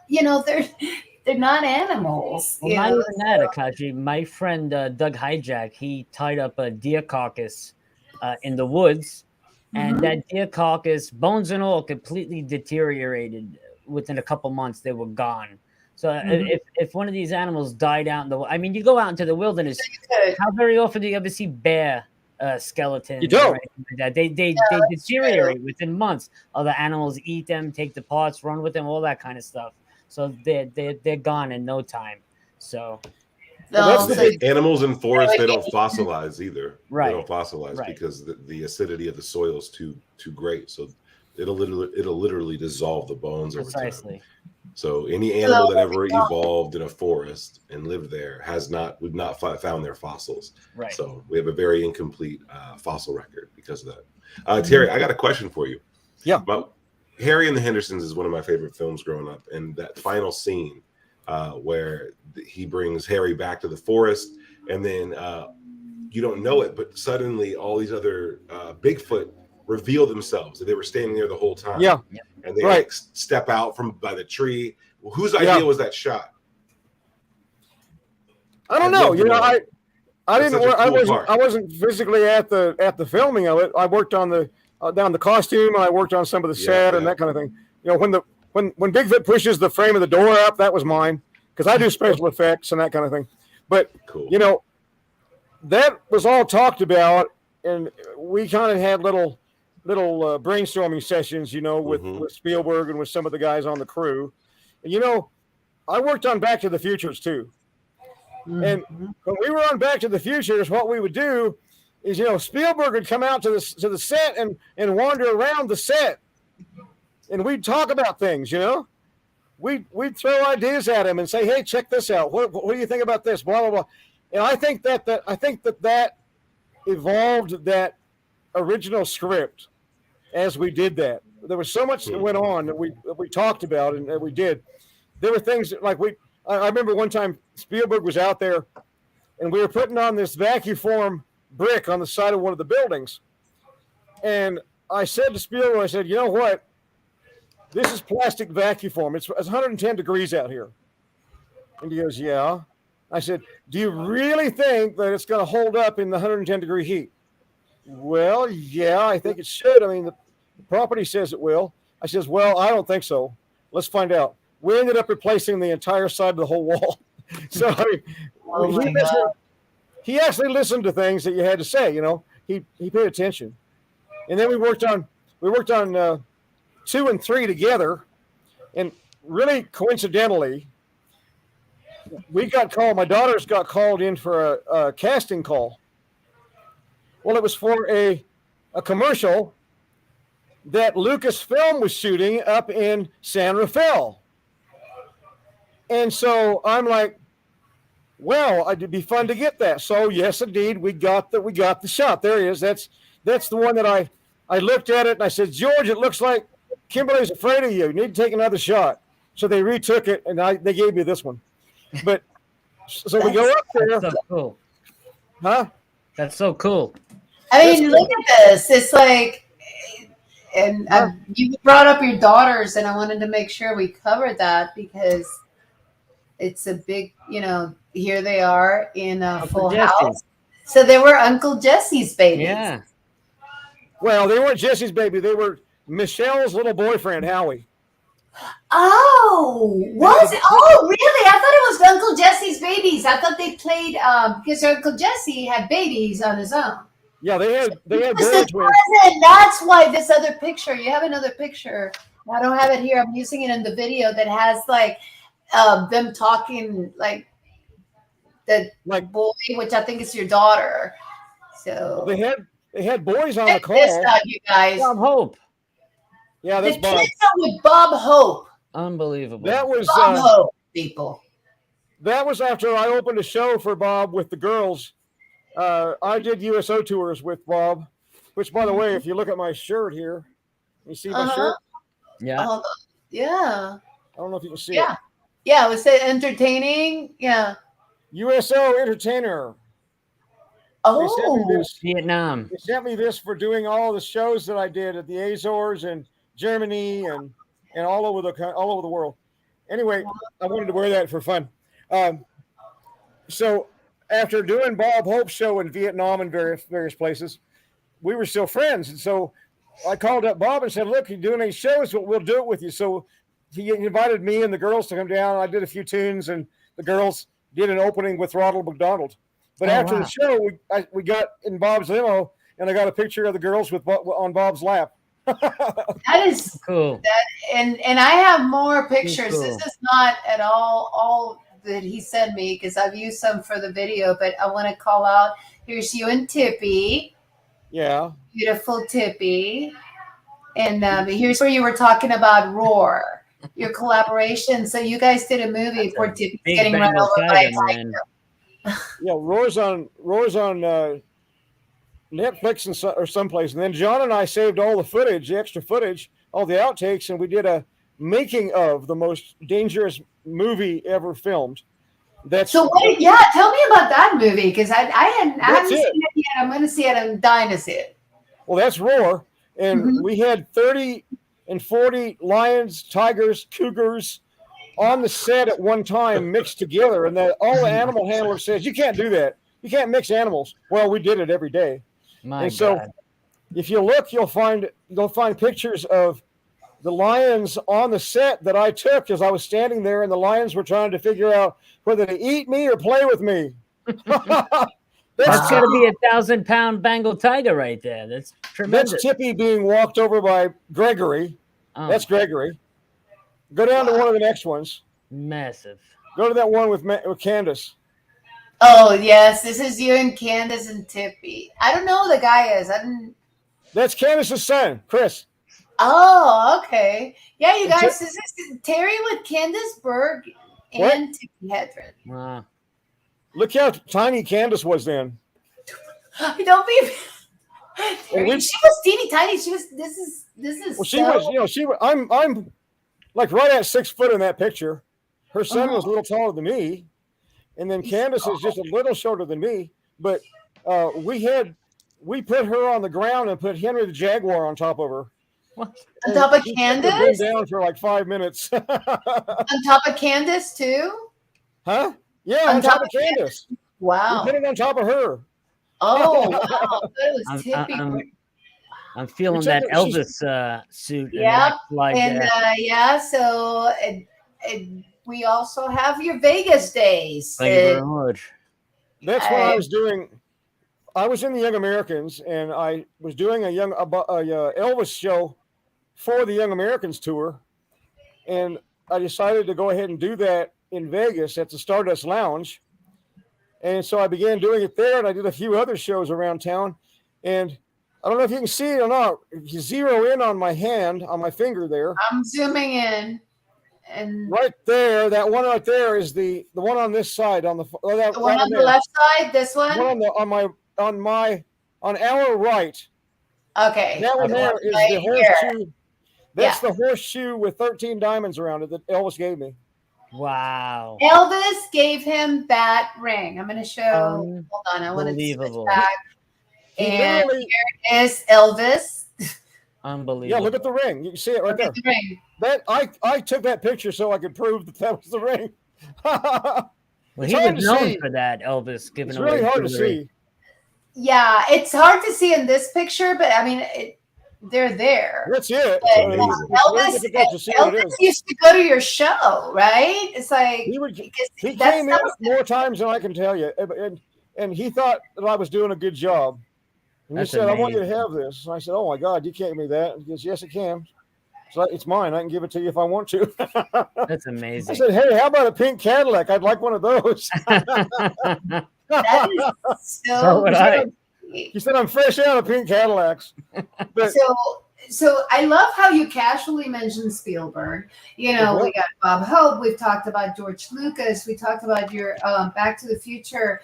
But what about Sammy? Tell us about Sammy Davis Jr. Oh my God! He also worked with Sammy Davis Jr. You guys, here's the picture. Unbelievable.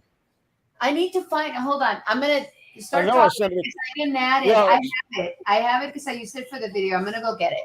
You tell us about Sammy and your experiences with him, because you actually did a commercial and everything.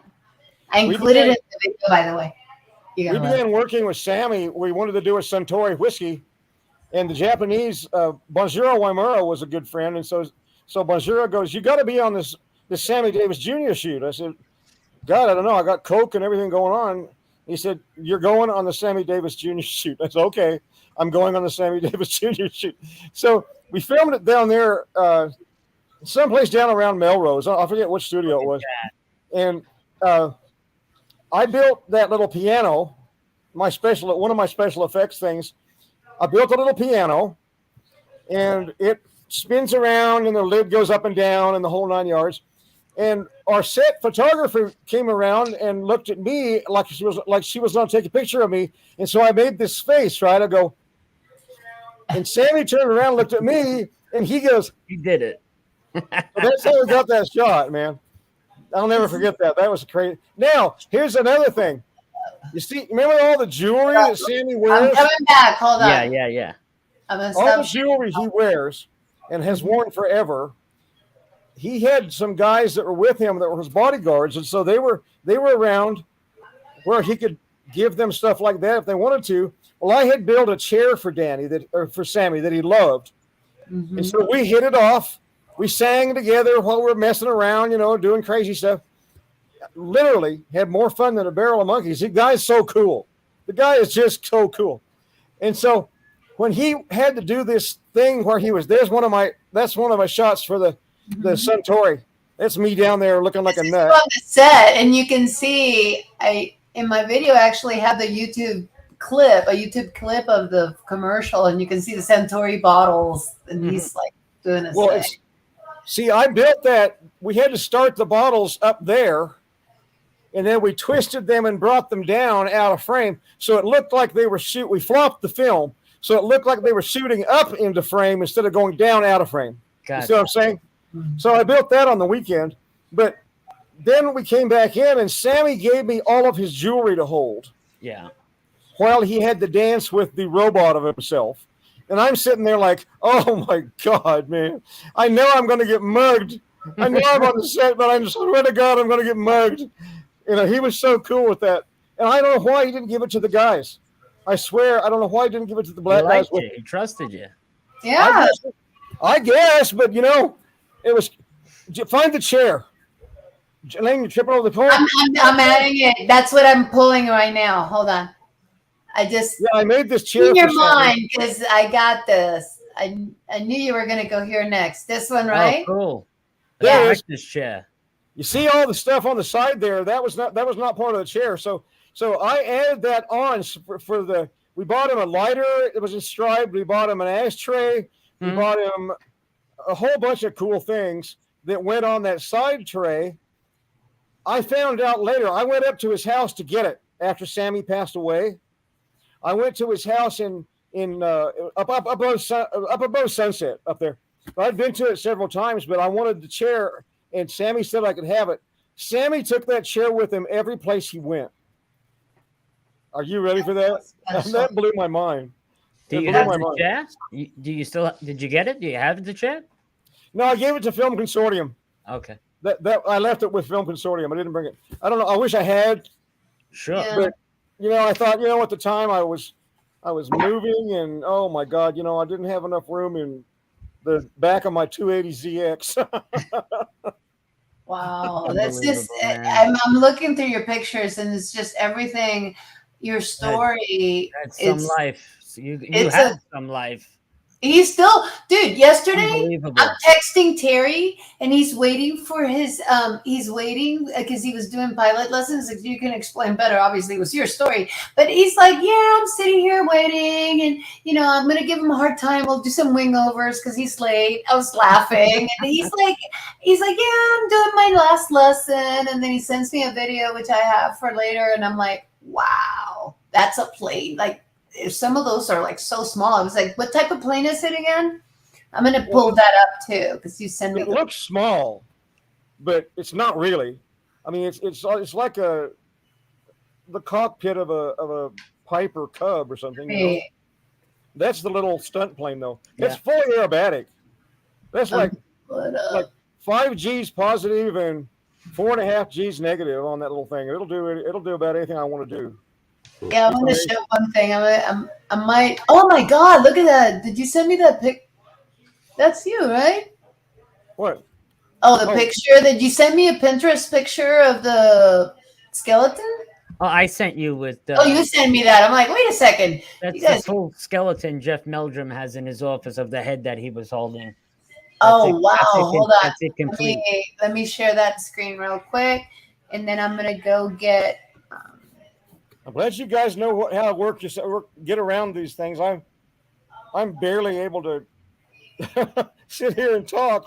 We got you, man. We're okay.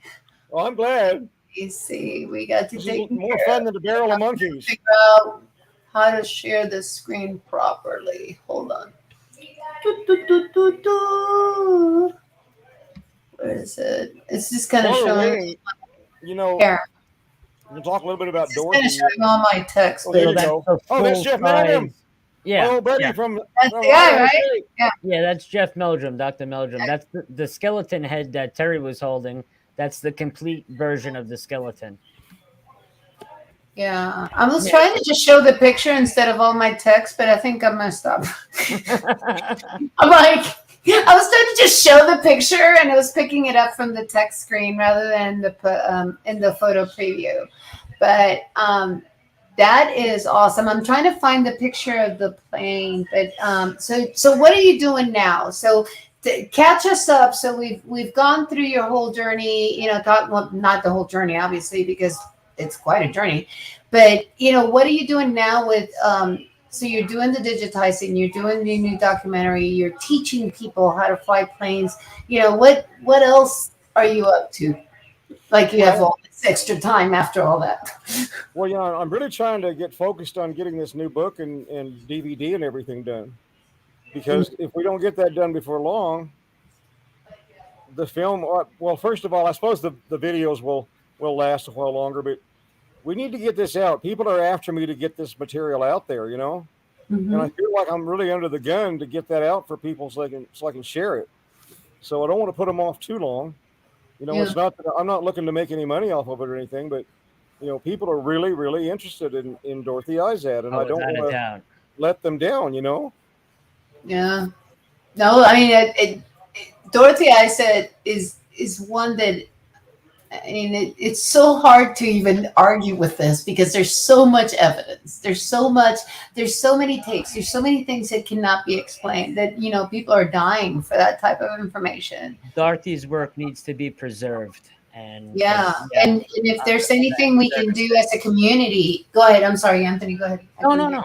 I was just saying we do a disservice by not preserving that footage and getting it out there to the public. And it's just fascinating. It needs to be preserved, and the public needs to see all of that footage. Exactly. She answers 99.9% of the questions that everybody has about UFOs. Yeah. I mean, she has dealt with it on a level that I've done it for a long time, and I had my secret clearance and everything, so I knew things that other people didn't know. And I have never heard of an encounter, a contact story like Dorothy's. Never. In all the years. And I've been doing it with Stanton Friedman and Alan Hynek and all these guys that are, like topping the biz, right? And I have never heard a story like this. I've never seen the kind of evidence that Dorothy has. And that's why I'm so interested, because I know it's real. You know? I mean, even though I knew from doing all I had to airbrush out so much stuff. You would not believe the stuff that I had to airbrush out on this. I did strip film. It was called strip film, okay? Mm-hmm. We would get film from reconnaissance aircraft, from satellite, even from submarines. We would get all of this footage, and it was on a strip film. The strip film was like 4 inches wide, okay? If I can get my fingers in front of the camera. Where is it? I can't find the damn camera. Anyway, 4 inches wide, and I would run it across this gigantic analog machine that I had.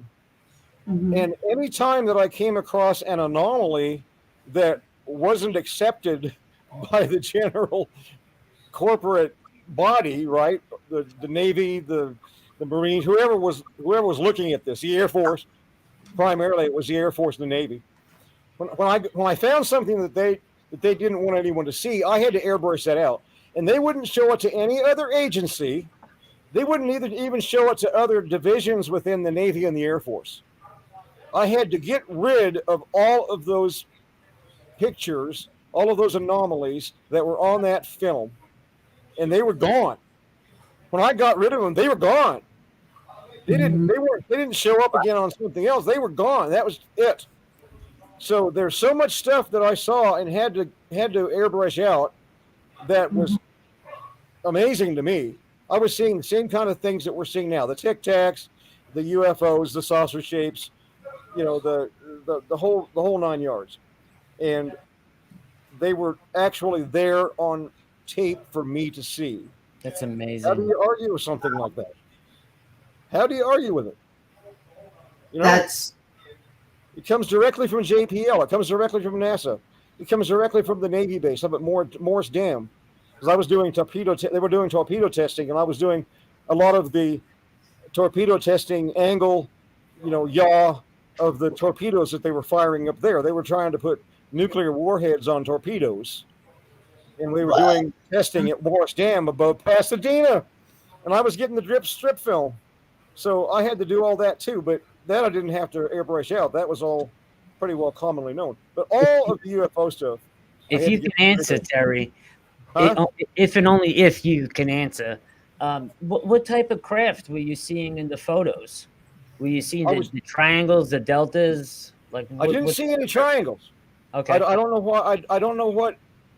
I saw things that might have come close to being a triangle, but they didn't look like a triangle to me, because a lot of them were taken from space, from the satellites. And some of those you would look down on them, and sometimes you would see them head on or edge on or whatever, but you had to get rid of them. I didn't have time to study them or save them anywhere. But I didn't see very many triangles. To be honest with you, it surprises me now that I look back. I didn't see many of those. But I saw the Tic Tac and I saw the saucer type all the time. Those were constant. And I saw those mainly from satellite that would be taking a shot of the Earth. And by the way, in 1970, I could read a guy's watch as he was sitting on the beach in Malibu. I believe it. Space. I believe it. In 1970, man. So just imagine what they can do today. Yeah. They're looking through our walls today with the technology they have, without a doubt. I know that there's a lot. I know it's gone a lot further, but I know some of that. I still keep in touch with the guys. Once you're in that circle, you kind of stay there. Sure. I keep in touch with a lot of the people that I was working with back then, and there's a lot of stuff that goes on. A lot of these guys are retired, and they still keep in touch with everybody else too. So we kind of network amongst ourselves. But you got to be real careful. I don't want to lose my retirement fund. Of course. That's all we have to live on right now, especially with Biden running things. Mm-hmm. Yeah, we want to make sure that you don't get in trouble, and No. We don't get you in trouble in any way. No. I won't say anything that would get me in trouble. I won't do that. I can say an awful lot without saying anything that will get me in trouble. Oh. And we just appreciate you being here. You guys, we're almost at the 2-hour mark. I want to make sure that you guys have gotten your questions in. You shared whatever you need. Anthony, go for it. I just have one question that I wanted to ask all night. So when they were working on capturing the light, the film, one of my favorite scenes is when her daughter is in the kitchen and they're talking to her and the UFOs are flying behind her. Exactly. And the orb goes through her ear and out. I mean, that was fascinating. Can you tell us like what the room was like from what we didn't see? Well, first of all, you gotta know that nobody saw that. Yeah, I know. During the actual filming, nobody knew it was there. We didn't find out it was there until we got back to California and we're looking at the footage, and there it was. Unbelievable. So we took that up and showed it to the family, and you could see their faces when they saw that for the first time. It was like, what the is that? Okay. Her son, you can see his face. It was like, oh my. Yeah. I think he was completely in shock.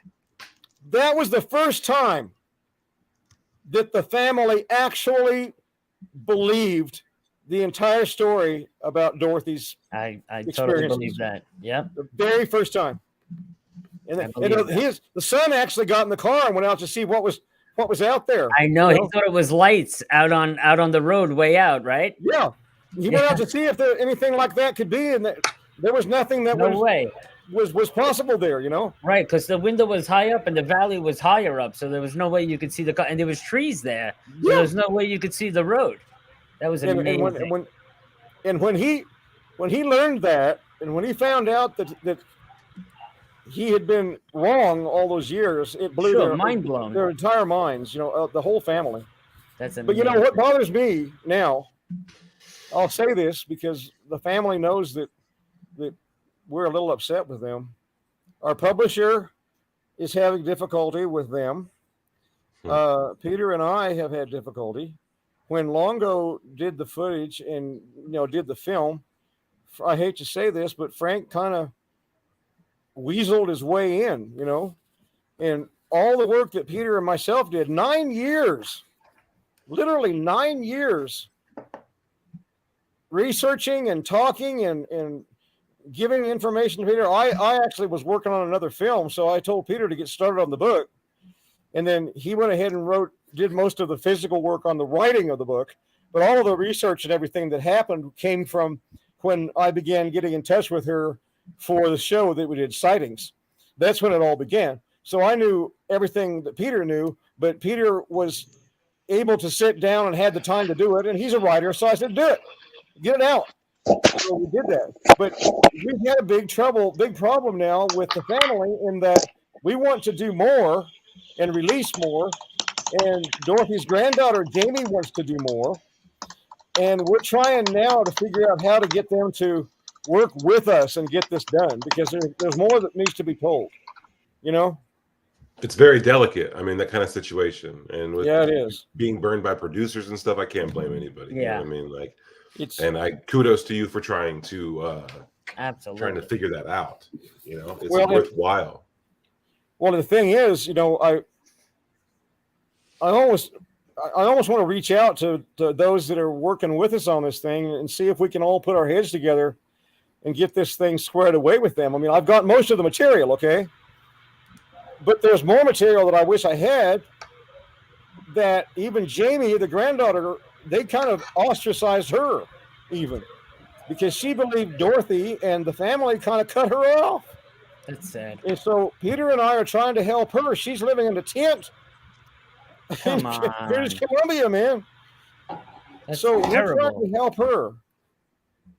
And hopefully we can all put our heads I'm together. having an issue. I can't hear. You can't hear me? I don't think you can hear anything. You can't hear anything? Is that you on film? On camera now? I don't know why she lost us. Type in the private chat. Let me know what's going on, Akashi.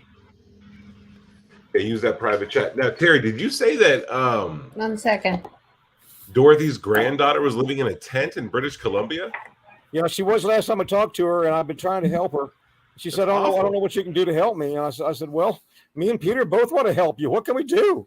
You know, and she bought a little fifth wheel trailer that isn't fit to live in yet. So I said, maybe we can send you some money, but whatever you need, let me know. And I think she's too proud to ask for much. She's been hesitant to ask us for anything, but I said, don't worry about that.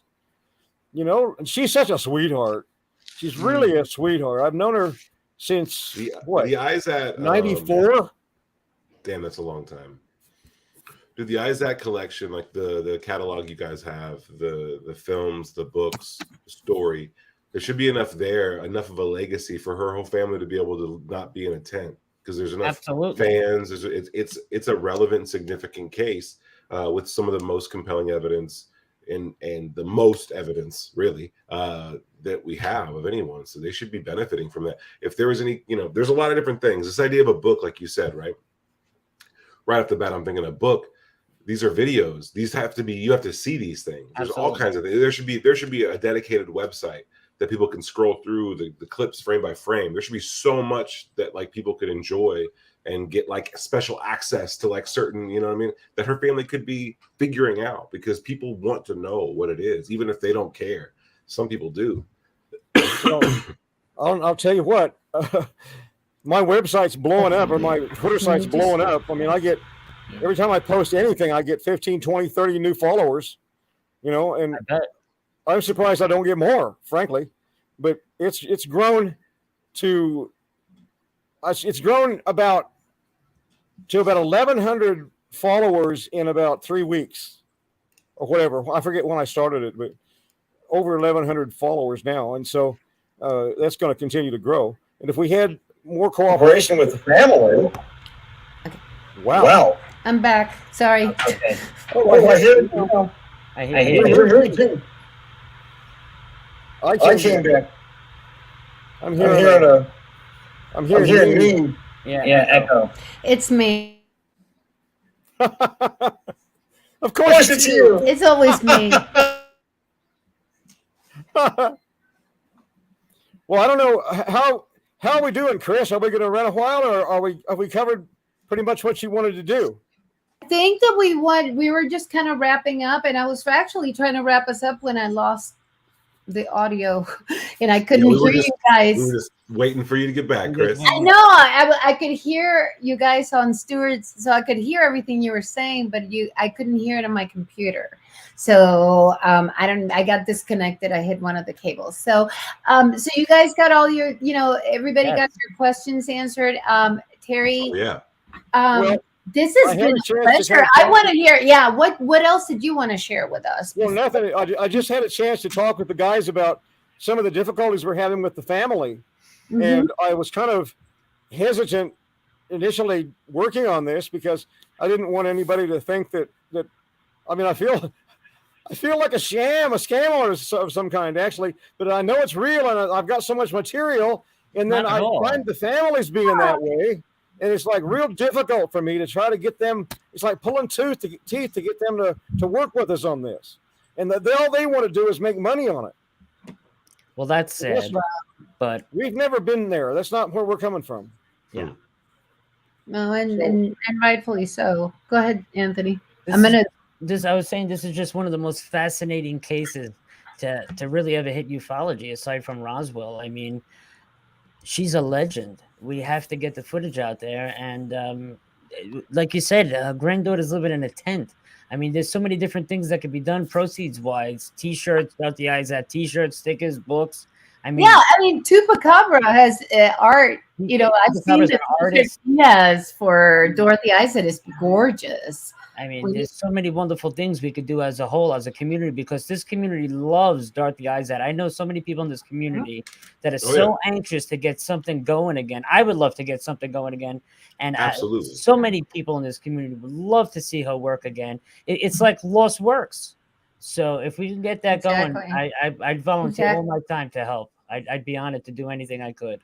So, and we're all behind you. So one of the things I'm careful about is that we have never gone out for this thing. This is not about making money. None of it was. Peter didn't make a penny on the book, and neither did I. And it was all about just getting the story out there. Absolutely. And so I'm very careful about putting out feelers to try to get things done, because I don't want anyone to think that we're trying to commercialize this. It's not what it's about, And so I've been very careful not to go out and try to find a way to afford to do all of this, because I don't want people to think that that's what our main focus is. Our main focus is trying to get the information out, right? Not make money on it. There's nothing wrong with trying to crowdfund to get a proper documentary put out, because it's expensive to do these things today. Well, yeah. So, I mean, there's nothing wrong with doing that, and then putting out a proper documentary for free, even, because it is all about getting the work out there. It's all about getting the research shown to the world. That's the most important thing. I couldn't agree more. Well, any input from you guys would be appreciated, because like I said, I'm being the one who's been involved with this for so long. I'm a little bit shy when it comes to that kind of thing. Dorothy and I had such an understanding that this was going to be to teach everyone. That's what we're trying to do. And my whole thrust has been to teach, and Peter's has been to teach. So that's where I'm coming from. It's all about getting the information out so people can learn to grow and get closer to ascension. Dorothy will tell you that we're not going to reach ascension unless we get our frequency up. And that's part of what the story is about, trying to show people that there's more out there than anyone believes, actually, and to get them to raise their frequency and strive to be better. You know what I'm saying? Yeah, absolutely. Yeah. Well, I think there's a lot of ways you could benefit, or that the family could benefit from this, even if absolutely they're not focused on the money. I mean, the idea is that there's a message that people want to hear. You know what I mean? Even if it does something as simple as drive traffic, right? There could be a YouTube channel that they set up where they just post, 10-minute, 13-minute videos. Those things could rack up millions of views, and now they got themselves a little bit of a revenue stream that's feeding back to it. It doesn't take that long to digitize the footage, right? Or to get it into a digital format. It's just a matter of storage, and then also the process. I want to help you set that up and streamline that process, Terry. I'm going to be in your DMs, and we'll figure out a way really to get these things kind of like out there. I specialize in digital media, video content creation. So I've been working in video for 12 years. So it's like a nothing issue. I think I just got to get out to where you're going, bring some hardware, and then get all the stuff ready for you. We can cut the DVD stuff all the way out of it. I'll tell you, the input is incredibly valuable, and I guess the first step is to finish. Because if you try to work just the videos, it's going to be kind of a long way around. If I can get it all onto CD or DVD, no, I got you. Don't worry about it. Yeah, it's just a matter of capturing the images and just digitizing those images. Yeah. The storage we can figure, we're gonna streamline this. We can help you out. We can definitely help you out because we're techies and we're excited and we're passionate about your subject. And if we can help, there's so many different causes and different research projects going on right now that we want to support as a community to get answers. And Dorothy Izatt is the perfect example of one that we need to push that, we need to push those buttons. I think that there's something irrefutable about this one, So, you know how many people would come to a convention to see, digitized footage that was unseen by Dorothy Izatt? It would be a packed house. There's so much on the videos that I have yet to get through. I've still got 4 or 5 more, and as I go through each one, it takes me a day or so to get through each one because there's so much material on each one. I bet. And I've got to get through it, and then I try to catalog that as I go through it. Okay. And then once I get through it and find out what I want to take off of the video without making a DVD that contains way too much extra. Yeah. Terry. Yeah. I think, this is I can already see a way to streamline this process right now. Like, instead of going through it step by step, you just got to digitize it and then go through it Absolutely. afterwards. Right. You know what I mean? But once it's digitized, then you're good to go. Do all that and then go through it afterwards with a fine-tooth comb. Absolutely. And like, you know, the hardware, and then you could also share those files very easily over the internet and get other people to look at them too, to determine what's going on. And then you spread the work out, and now it's not all on your shoulders. The first step is to get them from film to the digital format. And that doesn't mean CD or DVD. That means on a computer as a file. Right. Well, here's a question though. If I have it on video now, I'm not sure how to get it from video onto computer, so I can do that. That's what we can help you with. You mean the film? What? You mean the film from a film to the computer? No, the film from the computer is already on video. Well, and the video is what I have that has all of the outtakes and stuff from the 8mm. So it's the video that I've got. Cool. Well, it sounds like you already digitized it. So then, well, no, not digitized. It's on VHS. Oh, it's the video, the physical. Yeah, it's on VHS. Yeah. So what he's doing is playing it. Yeah, he's playing and taking screenshots. But I think that's something that we can offline as a team. We'd love to help you out in any way we can. Do it. Sam knows what he's doing. So we can do this. We're going to help you out, Terry. And we're not invasive. We're just here to supply, resources. Supply our time. I'm not at all worried about you. Give us some root beer. I got you. I'm not at all worried about you guys. I just want to get it done. And my main problem has been getting it from the video onto the DVD, and then if I had it on DVD, I can put that on the computer and send anything I want from the DVD to you guys. I think there's a crucial step you're missing that I'll help you out with. Yeah, we got it. We can. We'll do this. Totally bypass DVD and go straight digital to the computer. From the VHS right to the computer, you totally skip the DVD process. Yeah. You can replace the DVD process with root beer, and I'll still be on board. Oh my god! Hook that up. But yeah, sounds like this is going to be pretty easy. I think it's just a matter of getting in the same room with you, I think, is the issue, and then we'll have it all figured out for you, and then I think all that weight off your shoulders will be like lifted off. You'll feel a big relief. Well, Sam, where are you physically located? Portland. I was going to give you a joke, like a UFO or S4.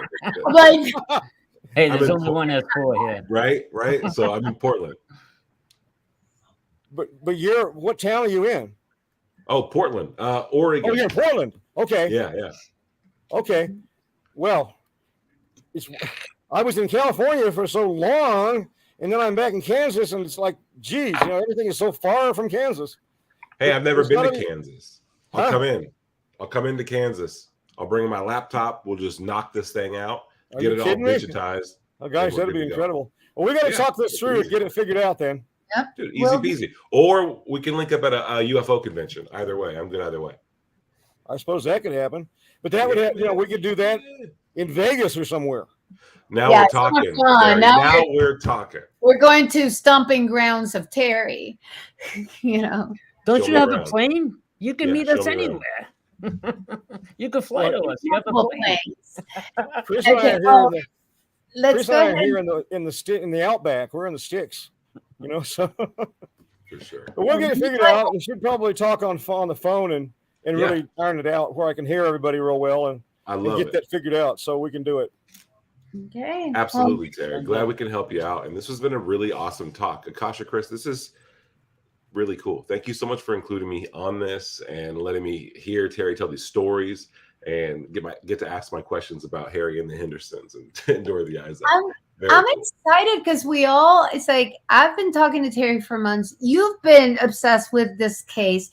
Anthony did a show about Dorothy Izatt, and next thing you know, it's like we're talking to Terry. And Terry comes into our house, and it's like, what are the synchronicities that drive, us to build these relationships and all come together around something so important as Dorothy Izatt's story and everything else that Terry, because it's not just Dorothy Izatt. It's like an entire, portfolio of Terry. So Well, I have you on screen because I'm going to start wrapping things up, but I wanted everybody to kind of tell their final thoughts.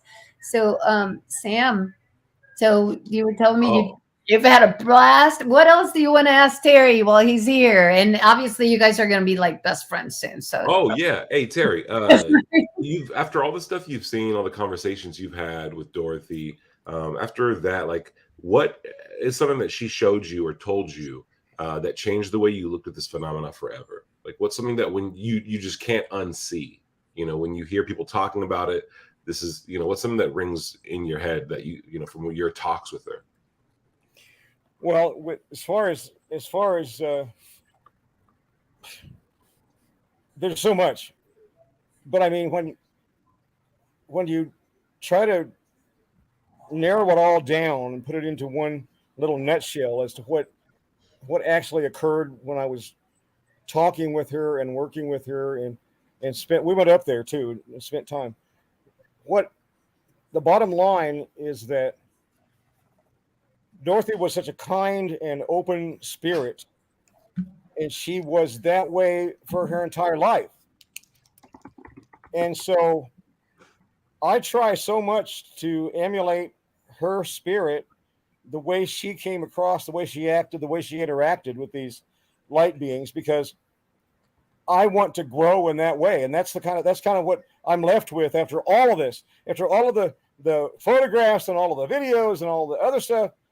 I'm left with Dorothy wants us all to grow, and that's the way we'll have these experiences ourselves. That's the bottom line. It really is. As crazy as that may sound, aside from everything else, it's the fact that she wanted everybody to become more like her and to have these experiences on her own and to be more like the ancient peoples that we're derived from, like the Atlanteans. For thousands of years, we could do things that we can't do anymore. We've forgotten how. So she wants us to relearn all of that, and that's what her whole thing was. She just wanted people to learn how to be more like the ancients and to be able to communicate with these entities that she was communicating with. And that's where you learn. And that's where it's all at. That's the whole bottom line right there, as far as I'm concerned. Seeing pictures That's why I love her so much. Huh? That's why I love her so much. I love the ancients. It's like, to me, it's like there's so many answers that are underneath us, and we keep looking up. It's like we got to look at all of it. We got to look within, we got to look outside, we got to look above, we got to look, across. Well, we have all the answers. You have to look within, in your heart, exactly. In your soul, You took the words out of my mouth, literally. Yeah, I agree. Yeah. We know all these things. I mean, I don't know about you guys, but I know things that I just know. I just know. A lot of the answers that everybody's searching for, I know. And you try saying that to people, and they'll throw you up, and they'll lock you up and throw away the key. But we all have this internal knowledge that we just have to learn to be more in touch with. You know what I'm saying? So, yeah. If we can get to that point, that's what it's all about. It's what this takes me back to that Carpenter song that we've discussed before, the calling occupants of interplanetary craft. Somebody brought it up in a show the other day, and I've been obsessed with it. And that's what it reminds me of. It talks about everybody has the ability to project their consciousness. Absolutely. And it's like to really communicate. And the fact that the Carpenters got it, it just, I don't know why it's just been stuck in my head. And this is where it's like everything we've talked about, it just kind of puts it all together, starts to put it all together for me. So yeah, it's that when you hear someone else say it, sometimes it takes that. And then you understand, wait a minute, I know that.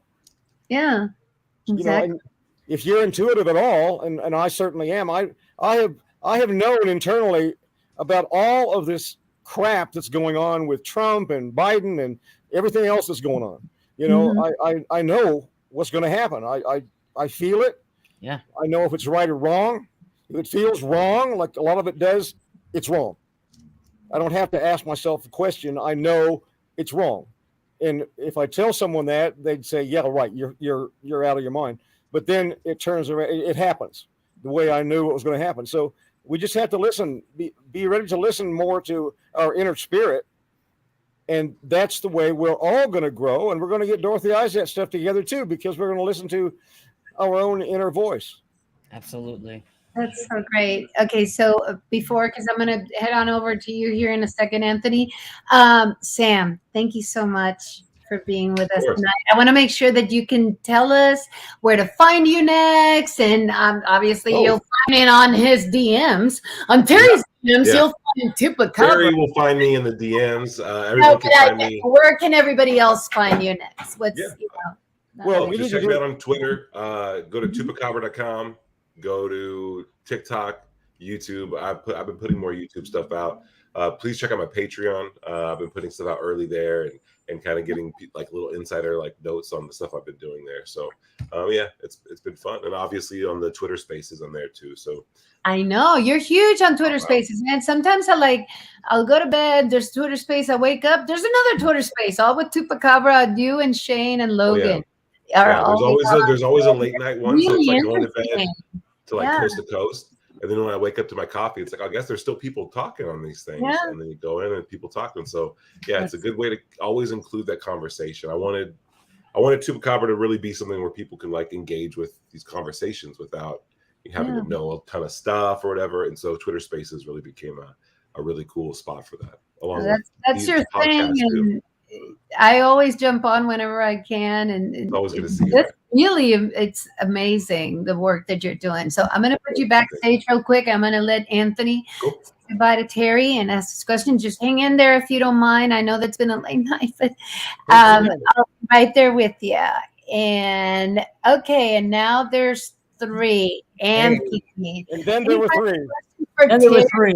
Terry, it's been both an honor and a privilege to make your. I said it's been both an honor and a privilege to make your acquaintance this evening. Thank you for your time. Oh, wow. Learned a lot. I'm a big fan of your work, and I'm so glad we get to have this conversation with you tonight. It was an absolute honor. I'll have my show tomorrow. Everybody's welcome to come, 6 p.m. Eastern, Unidentified S4. Come hang out. We're having a party. It's our 500,000 views party. So, oh my God, yeah. We're moving up. I want to thank everybody for joining us this evening. Akashi, Chris, you were an amazing host, and thank you for including me. I feel like my life has now come full circle meeting Terry, so thank you for that. This is amazing. And Terry, anything you need, just reach out. I'm always available. Anything at all. Be happy to help in any way I can. Listen, Anthony, I'm the honored one. It's been wonderful talking to you. Pleasure. And thank you again. Thank you so much, Anthony. So we're going to put you backstage. Just if you want to hang on, I know that's late and you're like super late, but if you want to hang on for a minute. And now there's 2 of us. Terry. And then there were 2. Terry, this has been a long time in the works. We've talked so much. I feel like I consider you a friend. I do. I'm just like, we talk so much. I'm like, I was putting together, I'm going to play a video here in a second, an outro dedicated to you, but with your music, because he's a fantastic musician. He provided music for this. He's like, hey, look at this, do whatever you want. And I'm like, yay, music. So you're good people. You and I obviously are kind of out of the same mold, I think. I know. I feel it too. It's like I told my husband, it's like, oh my God, Terry. Every time I talk to Terry, I'm just more mind blown. But it's like, and when I hear you talking about ancients, and when I hear you talking about Dorothy's story from how she wanted us to be, what she wanted us to strive for, it just makes even more sense.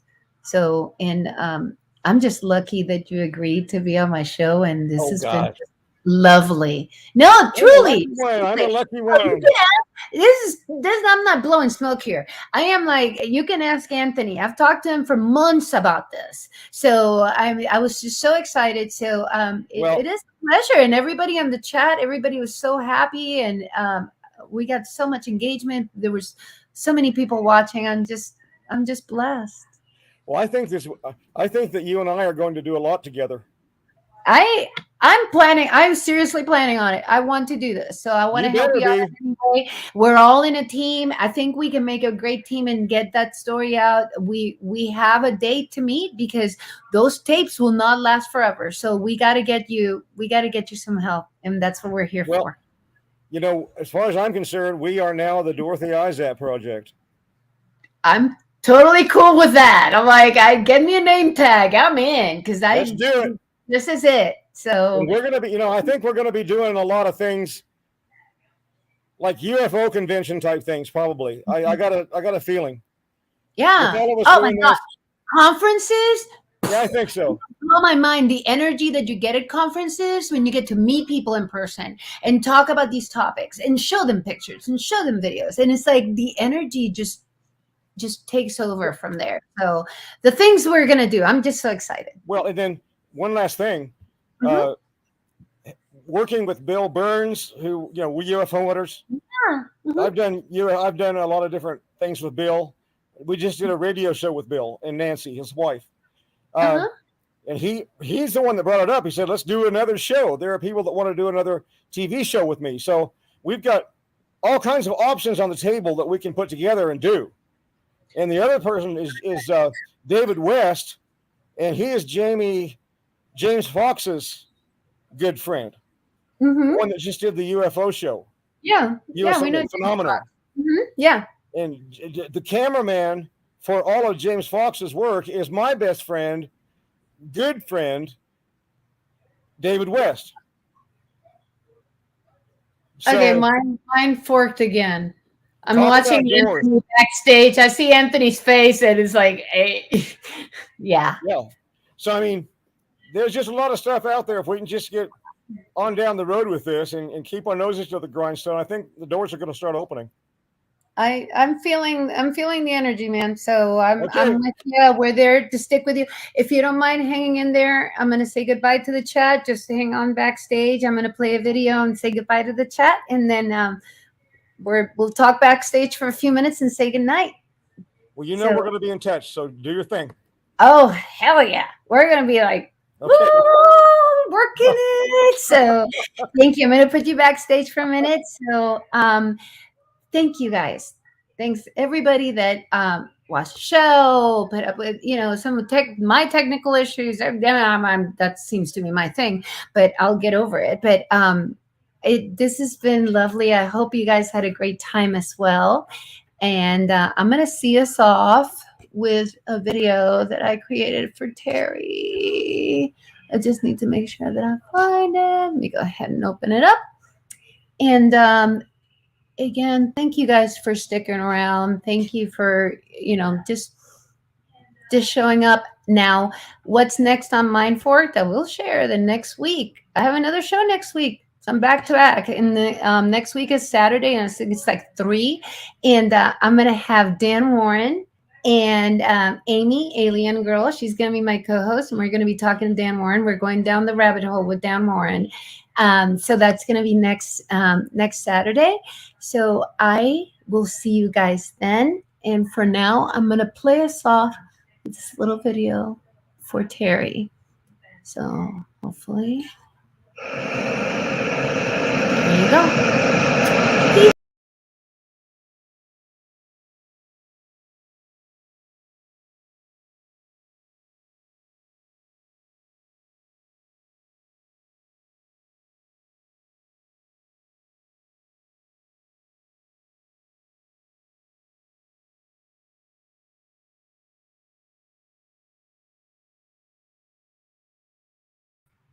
And the technical problems were not quite over. Give me a second, because I'm trying to share this video, and it's not playing, and this is not happening to me again.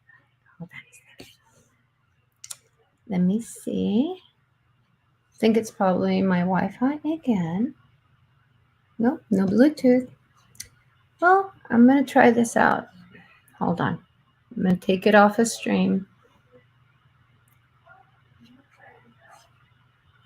Be patient with me, kids. It's been a long week. And I've been planning on this show forever, and I'm not sure that I have sound, but I'm going to go ahead. If anybody in the chat can tell me how I can do this and not have an issue, I'm going to add Anthony back in. Anthony! Yes. How do I get this to play right? It's not sharing. It's not doing the... Did you have it muted? No, I didn't. I didn't think so, but let me try it again. Let me see. No, it's not muted. Okay, I'm going to try to play it. If not, then we're just going to say goodnight. Got it. Okay, cool.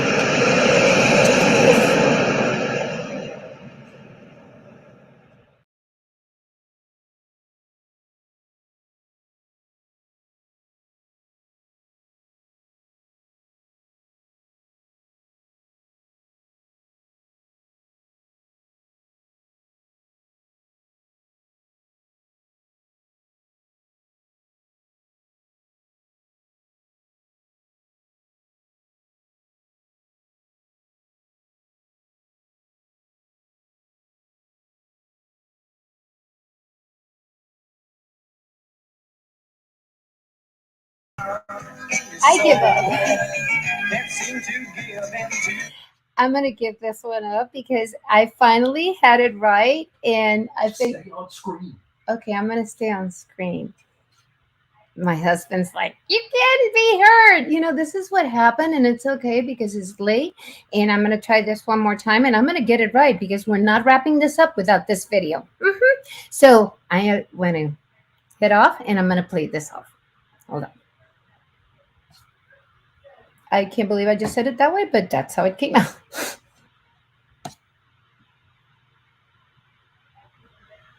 Come on. One last time.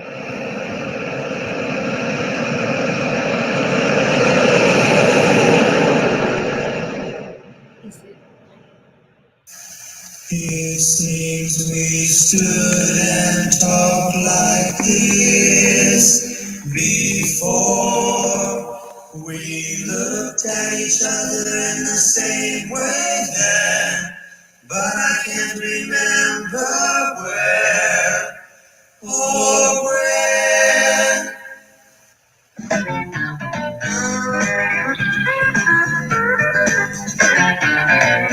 Heard you walking, heard you talking. It's a light born down in your soul. Meant to give into big city living.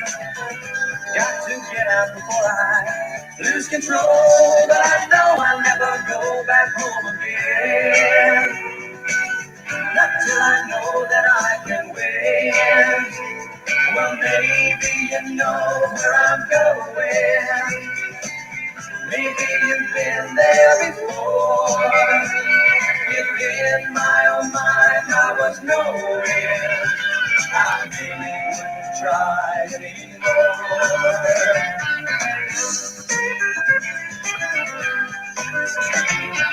Spring things are growing, wheat fields are blowing, stars are twinkling from summer skies. Hometown dances, old romances. Now I'm gone with us. Wonder why, but I know I'll never go back home again. Till I know that I can win. Well, maybe you know where I'm going. Maybe you've been there before. If in my own mind I was nowhere, I maybe wouldn't try anymore.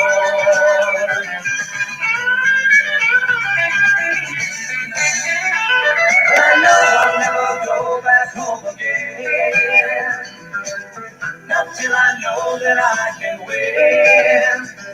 Well, maybe you know where I'm going. Maybe you've been there before. If in my own mind I was nowhere, I didn't try